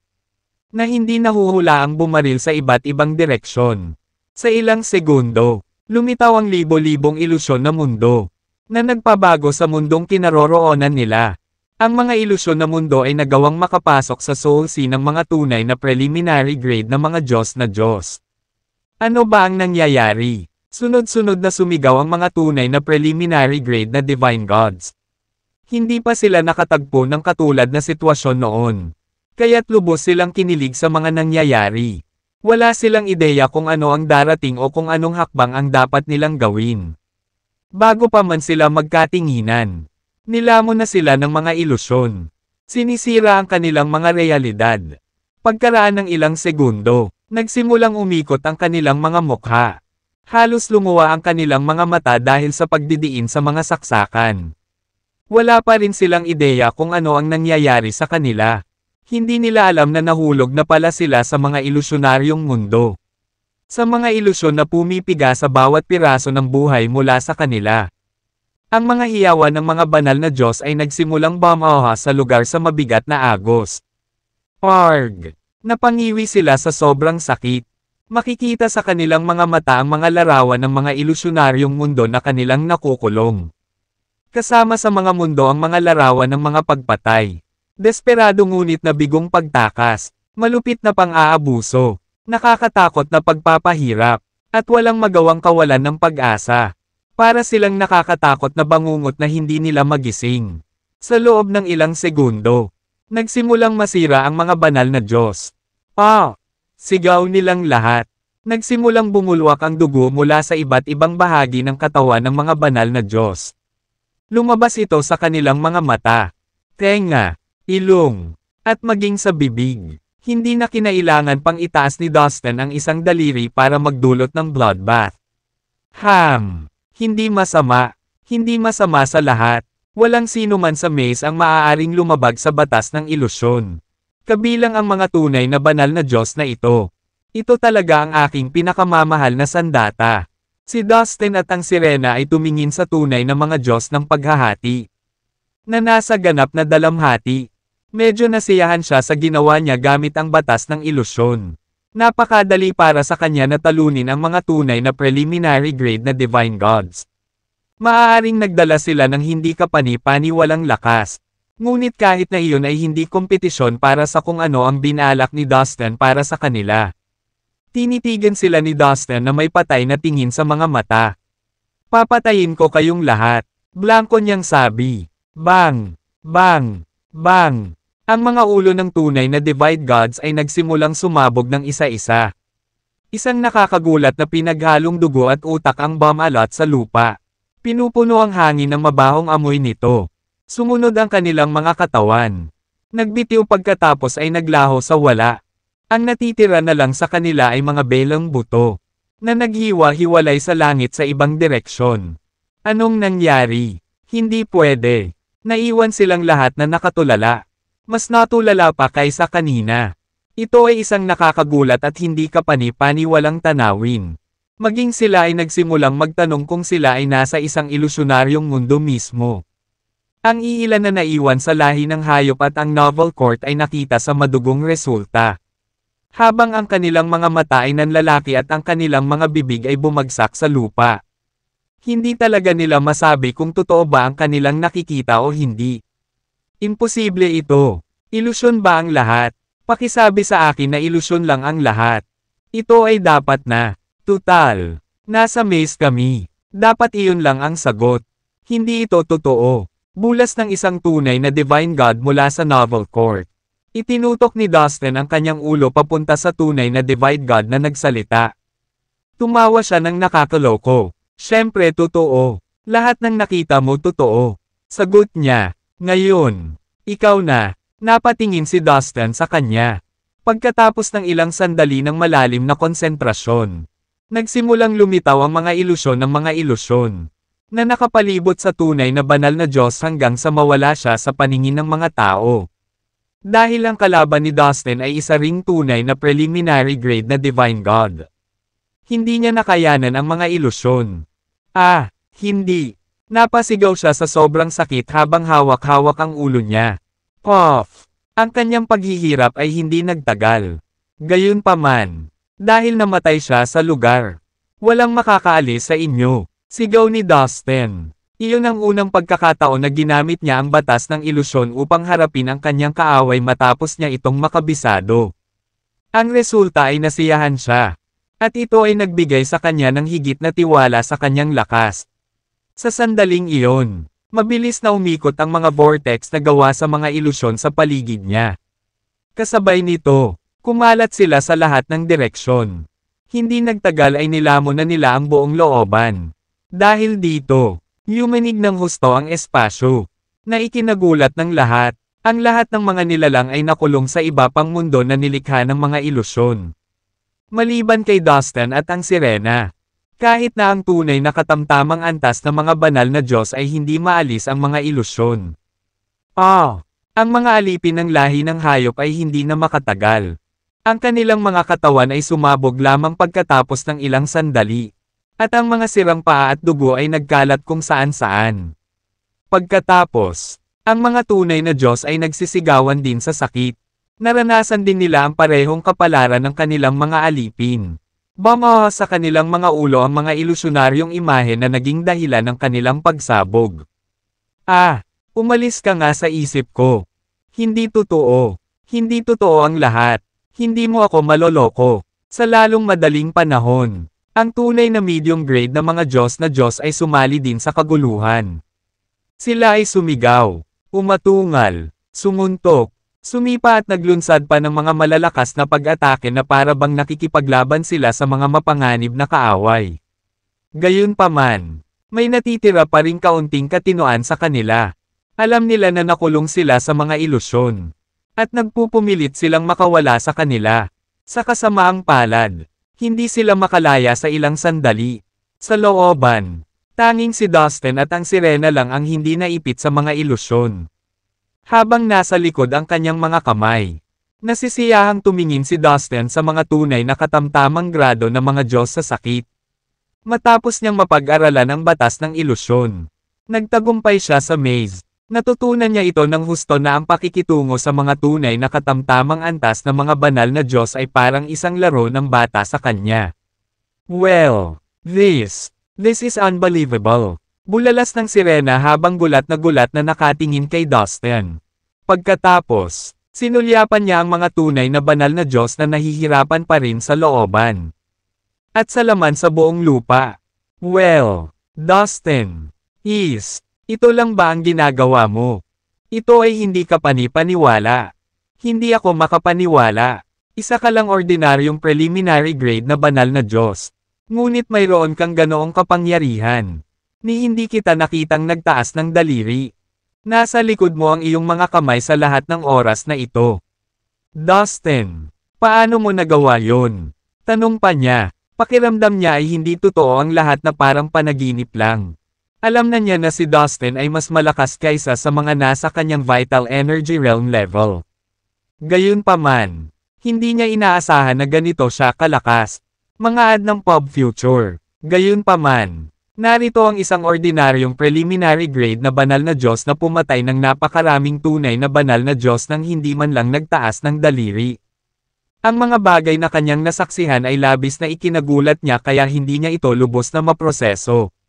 Gayunpaman, marami rin siyang tanong para kay Dustin. Damn it, brat, what the hell did you did to us? Isang katamtamang grado na banal na Diyos ng lahi ng hayop na huminga. Nakaalis siya sa mga ilusyon pansamantala. Sa sandaling bumalik siya sa kanyang katinoan. Sinugod niya si Dustin sa sobrang galit. Sa turn, si Dustin ay nag-concentrate ng malalim. Pagkatapos, isang malaking bilang ng mga ilusyon ang agad na dumagsa sa tunay na katamtamang grado na banal na Diyos. Wala man lang siyang oras para mag-react dahil sa isang iglap ay nilamon siya ng malalaking puyo. Layuan mo nga ako. Ilusyon lang yan. Hindi totoo ang lahat. Napaungol siya habang namimilipit ang mukha sa sakit. Ang dating walang takot na tunay na banal na Diyos ay naging isang kakilakilabot na gulo. Ipapadala kita sa iyong lumikha. Sumigaw si Dustin at sumugod sa pagtatangkang patayin ang tunay na banal na Diyos. Maghintay, sabi niya at napatigil siya sa paglalakad. Isang ideya ang biglang pumasok sa kanyang isipan. Halos nakalimutan ko, kaya kung gawing alipin ang mga tunay na Diyos na ito. Sabi niya sa mahinang boses. Sa katunayan, kontrolado na ni Dustin si Wilfred at naging master ng huli. Higit pa rito. Ang kanyang espiritual na pakiramdam ay bumuti ng malaki mula nang siya ay tumuntong sa Land of Outlaw. Nananalig siya sa kanyang espiritual na kahulugan at naisip na wala siyang problema sa pagkontrol sa isang tunay na katamtamang grado na banal na Diyos gamit ang kasanayang puppet strings. Mas madaling paamuin ang isang tunay na preliminary grade na banal na Diyos kapag naisagawa niya ang kasanayan sa puppet strings. Nagningning ang mga mata niya sa napagtanto niya. Sa pag-iisip pa lang ay natuwa siya. O bakit hindi ko naisip yun? Nakapatay na ako ng napakaraming tunay na preliminary grade na mga Diyos na Diyos. Talagang kaya ko silang ginawang mga alipin. Hindi rin masamang ideya na paamuin ang mga ordinaryong Diyos na iyon. Dapat mas naging considerate ako. Sayang naman. Marami sana akong mahuhusay na lalaki. Nanghihinayang na naisip ni Dustin. Isang mabigat na pakiramdam ang bumigat sa kanya habang nakatingin sa mga tinadtad na paa sa lupa. Siguro, hindi pa huli ang lahat. Noon lang, mabilis siyang napalapit sa tunay na katamtamang antas na banal na Diyos. Swoosh! Swoosh! Swoosh! Maraming pulang kwerdas ang bumaril mula sa kanyang soul sea at sumugod patungo sa tunay na banal na Diyos. Sinisikap ng tunay na banal na Diyos ang kanyang makakaya na pigilan ang mga ilusyon sa pagsalakay sa kanyang soul sea. Ano ba ang mga ito? Kalokohan mo. Leave me alone. Gulat na sigaw niya. Nagulat siya nang makakita siya ng maraming pulang string na nagtangkang pumasok sa kanyang soul sea. Bawat isa sa mahabang pulang string ay naglabas ng kakaiba at mapanganib na aura. Na ikinatakot niya. Gayunpaman, sa puntong iyon, isang malaking bilang ng mga ilusyon ang nagtangkang pumasok sa kanyang soul sea. Nako, wala siyang lakas upang labanan ang mga pulang string. Dahil abala siya sa pagharap sa mga ilusyon. Mga ad ng pop future. Hindi nagtagal. Ang mga pulang kwerdas ay pumasok sa kanyang soul sea at dumating para sa kanyang espiritual na kaluluwa. Sa wakas, nakilala ng tunay na banal na Diyos ang mga pulang kwerdas na iyon. Nakuha ko na. Ito ang lihim na kasanayang pag-aari ng espiritual na lahi ang puppet strings. Brat, sinubukan mo pa akong kontrolin at gawin akong alipin mo. Damn it, napaungol siya. Nagulat at natakot. Ang tunay na banal na Diyos ay mula sa lahi ng hayop. Kaya marami siyang alam tungkol sa espiritual na lahi. Kaya naman nakilala niya ang puppet strings. Oo, tama ka. Tumigil ka na sa panlaban. Saway ni Dustin na may mapaglarong ngiti. Swoosh! Swoosh! Swoosh! Pagkaraan. 10,000 pulang mga kwerdas ang dumagsa at mahigpit na bumalot sa kaluluwa ng tunay na banal na Diyos. Parg! Hindi uobra yan. Brat! Hindi mo ako mapapaamo. Ang tunay na banal na Diyos ng lahi ng hayop ay sumigaw habang siya ay nagpupumilit na palayain ang kanyang espiritual na kaluluwa mula sa mga string. Oh, ganoon ba? Malalaman natin sa lalong madaling panahon. Ngumisi si Dustin at binigyan siya ng nakakaakit na ngiti. Ang mga pulang kwerdas ay naglalabas ng malakas na espiritual na enerhiya ng kaluluwa habang sila ay humihigpit sa paligid ng tunay na banal na Diyos na espiritual na kaluluwa. Oh, brat, tumigil ka nga. How dare you treat me like this? Hindi kita bibitiwan.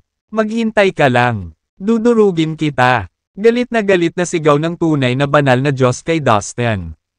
Siya ay nahuhulog habang ang mga ilusyon at ang mga pulang string ay sabay na umaatake sa kanya.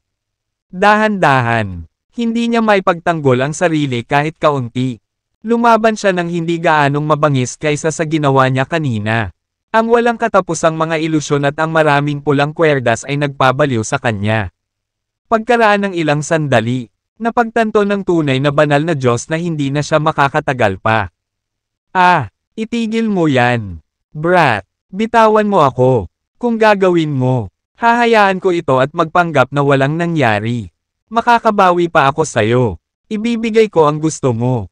Pagmamakaawa niya, kapag naging alipin kita, lahat ng mayroon ka ay magiging akin. Nakangiting sagot ni Dustin habang kalmadong nakatingin sa kanya. Ah, itigil mo yan. Hindi mo ito magagawa sa akin. Sa kalaunan, sumuko siya at nagbitiw sa kanyang kapalaran.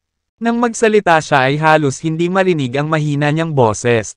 Sa loob lamang ng ilang segundo, ang tunay na banal na Diyos ng lahi ng hayop ay pasibo na humakbang patungo sa Dustin. Guru, binati niya si Dustin ng may paggalang, na parang isang pinaamo na alagang hayop.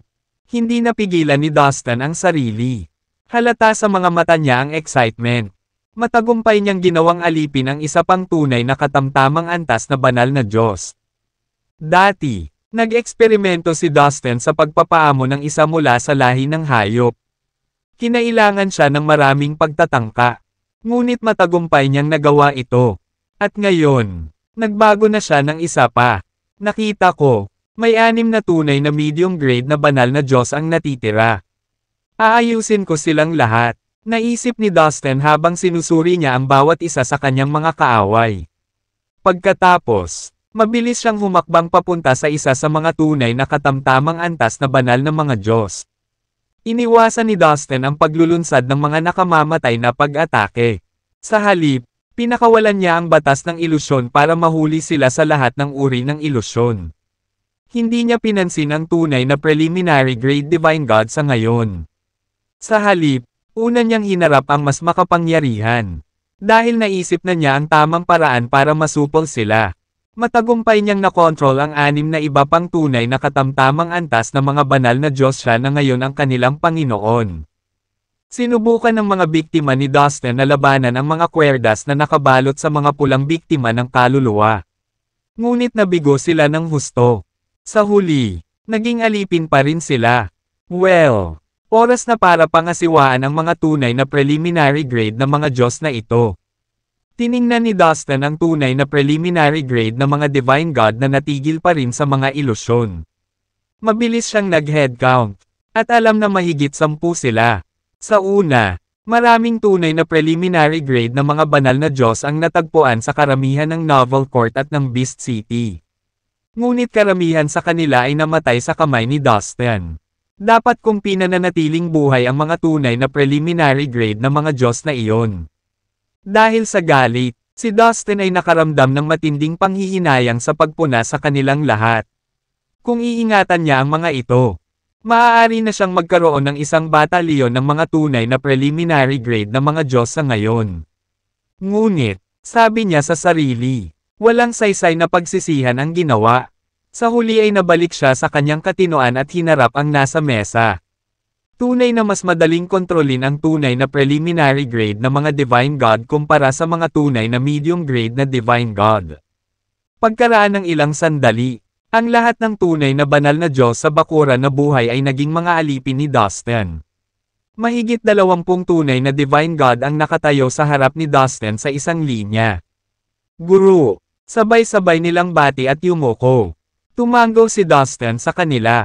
Mukhang napakalma, ngunit sa kaloob-looban niya, halos tumalon-talon siya sa sobrang kaligayahan. Mahigit sa 20 tunay na banal na Diyos ang nasa kanya. At 7 sa kanila ay tunay na katamtamang antas na mga banal na Diyos. Sila ay magiging karampatang mga subordinate ni Dustin. Aw! Dustin! Anong nangyari sa kanila? Ginawa mo na ba silang mga alipin? Nanginginig na tanong ng sirena. Nanlaki ang mga mata niya sa gulat. Baka sa mukha niya na hindi siya makapaniwala sa nangyari.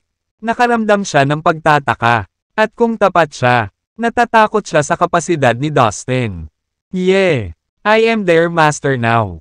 Walang pakialam na sagot ni Dustin. Tumingin ito sa kanya at mabilis na tumango. Ano? Ikaw? Ano?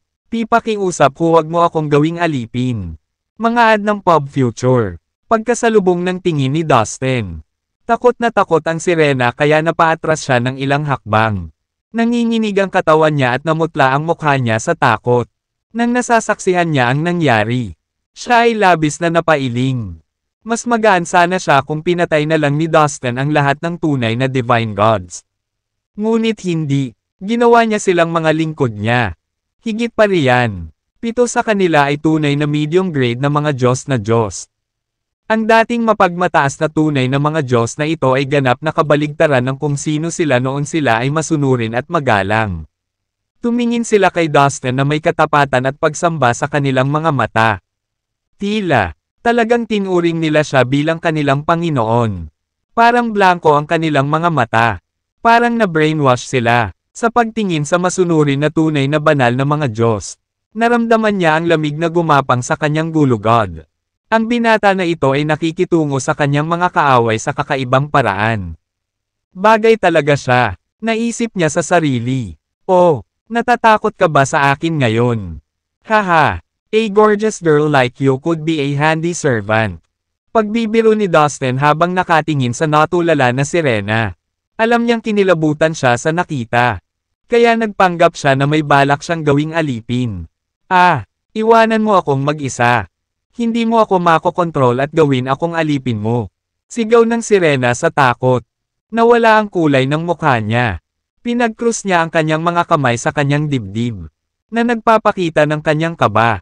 Alam niya na ang paggawa sa kanyang alipin ay isang piraso ng cake para kay Dustin.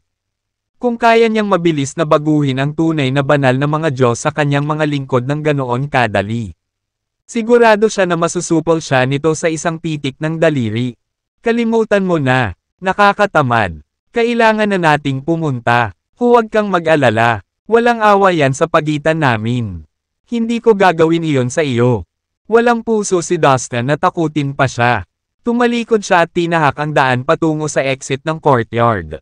Mahigit sa 20 tunay na banal na Diyos na naging mga alipin niya ay sumunod sa kanya ng malapitan. Sinasadya mo yan. Paano mo ako matatakot ng ganyan? Pinandilatan ng sirena si Dustin. Napagtanto niyang pinaglalaroan lang siya ni Dustin. Sasama ka ba o hindi? Boses ni Dustin ang nanggaling sa labas ng bakuran. Hintayin mo ako. Nagnanga ang mga ngipin ng sirena at nagmamadaling tumakbo palabas ng patio. Kung wala si Dustin, imposibleng mag-isa siyang maglakad sa maze. Kailangan niya siya. Mas ligtas din na manatili sa kanya dahil mayroon siyang mahigit 20 tunay na banal na Diyos sa ilalim ng kanyang utos. Maaaring biro o inisin siya ni Dustin.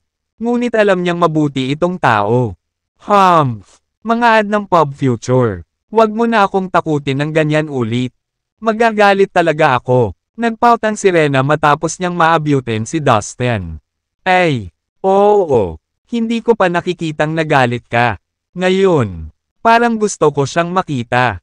Isang mapaglarong ngiti ang isinagot ni Dustin. Humph! Ang sungit mo. Inilibot ng sirena ang mga mata kay Dustin at umiwas ng tingin. Gayunpaman, habang sinusundan niya si Dustin, nag-aalala siyang sulyap sa direksyon nito. Hindi niya lubos matitinag ang imahe ng kanyang pakikitungo sa mga tunay na divine God na iyon. Natagpuan ng sirena si Dustin na kapansin-pansin sa mabuting paraan. Nakagawa siya ng malalim na impresyon sa kanya. Hindi niya maalis sa isip niya si Dustin kahit halos pulgada na lang ang pagitan nila. Pagkatapos, isang ideya ang pumasok sa kanyang isipan. Matagal na ang nakalipas. Tinanong siya ng isa sa kanyang mga pinagkakatiwalaan kung anong klaseng lalaki ang mapapangasawa niya sa darating. Sinabi niya na ang kanyang asawa ay dapat na isang walang talo na binata. Isang superhero na mahuhulog sa kanyang pag-ibig. Sa madaling salita, niyang pakasalan ang pinakamakapangyarihang lalaki sa mga kabataang henerasyon. Nagbiro ang matalik niyang kaibigan na kahit sinong mabuting lalaki ay hindi gugustuhing makasama dahil hindi siya kaakit-akit. Karaniwan silang tumatawa pagkatapos ng mga pag-uusap na iyon. Napangiti ng mahina ang sirena nang dumating ang alaalang ito. Ngayon, ang ideyang ito ay tila hindi maalis sa kanyang isipan. Paminsan-minsan ay nagnanakaw siya ng mabilis na sulyap kay Dustin. Hindi niya maiwasang makaramdam ng kaunting pagkalito. Sa palagay ko siya ang pinakamakapangyarihang tao sa mga kabataang henerasyon. Isa pa, ang cute niya. Bagamat isa lang siyang ordinaryong preliminary grade na divine God. Madali niyang mahawakan ang mga tunay na divine God sa mas mataas na antas. Siya ang pinaka-talented na binata na nakita ko sa buhay ko. Isa pa, niligtas niya ang buhay ko. Is he my mister? Right. Namula ng husto ang sirena sa naisip nito. Naputol ang kanyang paghinga, habang naliligaw siya sa sarili niyang romantikong pag-iisip. Biglang may lalaking lumapit sa kanila. Nandyan ka lang pala. Ito ay isang kaluwagan. Bumulwak ang estranghero. Natutuwa akong sa wakas ay natagpuan na kita. Nang mapagtanto kung sino ang lalaking iyon. Tumakbo siya palapit sa kanya nang mabilis sa abot ng kanyang makakaya. Ayos ka lang ba?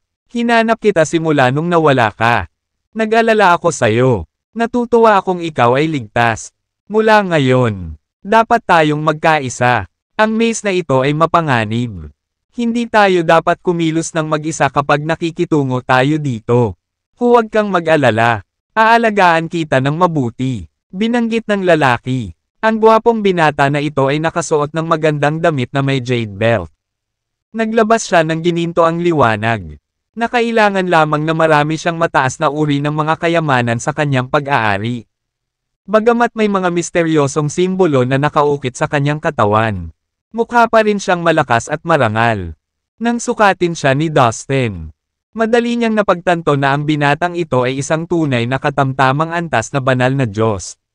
Higit pa rito, ang lalaking ito ay nahuhumaling sa sirena. Tumingin siya sa kanya na may bakas ng pagnanasa sa kanyang mga mata. Huwag mo akong alalahanin. Elijah, ayos lang ako. Salamat kay Dustin. Hindi ako nagkaproblema. By the way, kumusta na ang iba sa ating Heaven Beast Valley? Tanong ng sirena. Nakita ko. Kaya ang sirena na ito ay nagmula sa Heaven Beast Valley. Tahimik na nakikinig si Dustin sa usapan ng sirena at ng gwapong binata. Ang Heaven Beast Valley ay isang ipinagbabawal na lugar sa dagat ng Chaos. Gayunpaman, kamakailan lamang ay nakakuha ito ng katanyagan. Ang mga nilalang mula sa ipinagbabawal na lugar na ito ay kilala na hindi kapani-pani walang makapangyarihan. Teka, kakasabi mo lang Dustin. Sino ba tong lalaking Dustin na te? Nang mapagtanto niya kung sino ang ibig niyang sabihin ay dahan-daang lumingon si Elijah kay Dustin gamit ang mga mata nitong nanunuot. Para bang sinusubukan niyang tasahin kung mabuting tao si Dustin. Sa puntong ito, ipinadala ni Dustin ang lahat ng tunay na banal na Diyos na kakaaamo lang niya sa kontinente na kanyang nilikha. Dahil malakas siya para protektahan ang sarili sa maze. Hindi kailangan ni Dustin ang mga aliping iyon para lumaban sa tabi niya. Kung pinananatili niya ang mga ito sa kanyang tabi, kailangan niyang protektahan sila mula sa mga ilusyon na nasa buong lugar. Kaya naman walang ibang nakita si Elijah maliban kay Dustin at sa Sirena. Na magkasama, sino ka? Bakit mo siya kasama? Anong gusto mo sa kanya? Magsalita ka. Inihaw ni Elijah si Dustin sa matinis na boses. Naramdaman na si Dustin ay isang ordinaryong preliminary grade na Diyos na Diyos. Kinuha lang niya ito bilang isang tao na bata na ang lakas ay masyadong mahina at hindi gaanong mahalaga. Kaya, hindi siya nagpakita ng paggalang kay Dustin. Huwag kang masyadong bastos sa kanya. Elijah, si Dustin ay isang mabuting tao. Kung wala siya, malamang ay hindi ko ito bubuhayin. Biglang wika ng Sirena. Sa takot na baka maasar ni Elijah si Dustin. Nagmadali siyang pumunta sa harap at pumwesto sa pagitan ni Dustin at Elijah. Alam na alam ng Sirena kung ano ang kaya ni Dustin. Kaya alam niyang kaya nitong Sirenane si Elijah nang hindi man lang pinagpapawisan. Samantala, hindi umimik si Dustin. Paimpol niyang binalik ang tingin kay Elijah habang nakakunot ang kanyang labi. Well, ano pang hinihintay mo? Lumapit ka rito at sagutin mo ako. Sigaw ni Elijah. Nagwawala na siya. Napuno ng pagpatay ang kanyang mga mata habang galit na nakilala kay Dustin. Itinuring ng binata na ito ang Sirena bilang kanyang babae. Gayunpaman, gumugol siya ng ilang oras na mag-isa kasama ang estranghero sa harap niya. Mga ad ng pop future. Hindi niya napigil ang lumipad sa galit habang iniisip ang maaaring mangyari sa dalawa. Hindi lang iyon. Tumayo din ang Sirena sa harap ni Dustin para protektahan siya. Dahil dito, lalo siyang naiinggit at hindi komportable. Mahina. Kung ayaw mong mamatay, lumapit ka at lumuhad sa harap ko. Mas mabuting sagutin mo ang aking mga tanong ngayon. O kung hindi, pahihirapan kita. Singgal ni Elijah kay Dustin habang nangingibabaw ang selos sa kanya. Ang mga alon ng nakakatakot na dami ng enerhiya ay bumulwak mula sa kanyang katawan at dumating kay Dustin. Sa isang iglap, ang enerhiyang ito ay nagsimulang yumanig sa espasyo kung saan nakatayo si Dustin. Gayunpaman, nanatiling tahimik si Dustin na parang walang kakaibang nangyayari. Elijah, tigilan mo na ta. Pag tinutulak mo pa siya, magagalit ako. Mabuting tao talaga si Dustin. Hindi mo kailangang gawin ito sa kanya. Ibinuka ng Sirena ang kanyang mga braso upang matiyak na hindi sasaktan ni Elijah si Dustin sa anumang paraan. Maniwala ka sa akin. Ginagawa ko ito para sa iyong kapakanan. Bata ka pa kaya hindi mo alam kung gaano kadelikado ang mundo. Hindi ko alam kung anong mga dirty trick ang ginawa ng taunan na ito sa iyo para magtiwala ka sa kanya ng ganito. Ang taunan na ito ay dapat na maraming nagawa upang makuha ang iyong tiwala. I bet may balak pa siyang saktan ka. Lalong nagalit si Elijah nang magsalita ang Sirena para kay Dustin. Now, move. Wawasakin ko itong taunan. Pagkatapos nito, maaari na tayong pumunta at hanapin ang ating mga kasama. Anunsyo ni Elijah. Hindi. Mangyaring huwag gawin iyon. Elijah. Hindi ka bagay kay Dustin. Kung ay provoke mo siya ng ganito, panganib ang nililigawan mo. Nakaramdam ng matinding pagkabalisa ang Sirena habang same time niyang hinikayat si Elijah. Hindi siya gumalaw kahit isang pulgada mula sa kinatatayuan niya. Desperado siyang pigilan ang dalawa sa pag-aaway. Ano? Anong sinabi mo? Haha, naririnig mo ba ang iyong sarili? Nakakatawa lang yan. Grabe. Anong ginawa sa'yo nitong taunan para isipin mo na hindi ko siya kayang talunin? Sino siya sa tingin mo? Siya ay isang ordinaryong preliminary grade na banal na Diyos. Maaari kong pabagsakin ang libo-libong mga mahina sa kanyang anta sa isang tibok ng puso. Hindi ako makapaniwala na iniisip mo talaga kahit isang segundo na matatalo ako sa walang tao. Nagbibiro ka lang. Sinusubukan mo bang insultuhan ako? Hindi makapaniwala si Elijah sa narinig niyang sinabi nito. Sa sobrang galit niya ay tumawa siya ng napakalakas. Umalis ka na sa harap ko. Dapat kong patayin ang hamak na ito. Pinasigla ng galit si Elijah. Agad niyang itinaas ang sirena at binuhat palayo kay Dustin. Matapos matiyak na nasa ligtas na distansya siya, lumingon siya kay Dustin at ninishin. Smack! Isang malaking palad ang lumapit kay Dustin. May nakakakilabot na enerhiya ito na lalong nagpalaki ng palad habang papalapit ito sa kanya. Mga ad ng Pop Future. May taglay itong kapangyarihan na kahit ang espasyo sa kanilang paligid ay hindi makayanan. Isang matinding hiyaw ang napuno ng hangin, na nagpapasok ng mga tao. Nakikita ang lahat ng pagpapakita ng kapangyarihan na ito. Natagpuan ni Dustin na si Elijah ay isang mabigat na kalaban. Siya ay tila mas malakas pa kaysa sa karamihan ng mga tunay na katamtamang antas ng mga banal na Diyos. Gayunpaman, hindi mahalaga ang lahat kay Dustin. Walang banta sa kanya si Elijah. Kaya wala siyang pakialam na awayin siya na para bang sayang lang ang oras niya. Gamit ang kanyang isip, pinakawalan ni Dustin ang batas ng ilusyon. Sa isang iglap, naging marahas ang walang katapusang ilusyon sa malapit. Mabilis na nilamon ng mga ilusyon si Elijah at inatake ang kanyang Soul Sea. Oh! What the hell? Natigilan kaagad ang nakamamatay na tingin sa mukha ni Elijah. Unti-unting tumutulo ang butil ng pawis sa kanyang noo. Nanatili siyang nakatayo. Nanginginig ang mukha sa takot. Humph! Ngumuso si Dustin na may halong pang-iinis. Hindi siya kontento sa naging reaksyon ni Elijah. Kaagad, dumami ang mga ilusyon na bumawa kay Elijah. Oh! Hindi! Nasaan ako? Anong nakakakilabot na lugar ito? Paano ako napunta dito? Sa wakas ay nasaraan ng loob si Elijah at napasigaw sa takot. Hindi na siya nakatiis. Dustin! Iligtas ang kanyang buhay. Nabalisa ang sirena nang makitang takot na takot si Elias. Bakit? Nakalimutan mo na ba ngayon lang niya ako sinasabing sirain? Mataray na sambit ni Dustin habang nakatingin sa kanya. Dustin! Alam kong nagkasala sa iyo si Elijah. Ngunit siya ay aking kapwa-disipulo. Hindi ko kayang panoorin siyang mamatay sa harapan ko. Hayaan mo siya, Dustin. Kung ililigtas mo ang kanyang buhay, gagawin ko ang lahat para sa iyo. Pakiusap ng sirena kay Dustin. Sige, fine. Hindi ko siya papatayin para sa iyo. Sa wakas ay tumango si Dustin bilang pagsang-ayon. Kung tutuusin, hindi naman siya ganoon ka-ruthless. Bagamat hindi siya bukas sa pamimilit. Bukas siya sa panghihikayat basta lahat ay nasa katwiran. Ngayon na ang isang napakarilag na babae ay nagmamakaawa sa kanya na may tulad na kaawa-awang hitsura. Dustin ay hindi tumutol na gawin siya ng isang pabor. Higit pa rito, hindi posibleng maging panganib si Elijah sa kanya. Walang silbi ang pagpatay sa kanya. Kaya wala siyang problemang iligtas ang kanyang buhay. I'm gonna go. Ingatan mo sarili mo. Tumalikod na si Dustin at naglakad palayo. Bueno. Dahil nakasama na niya ang kanyang kapwa-alagad.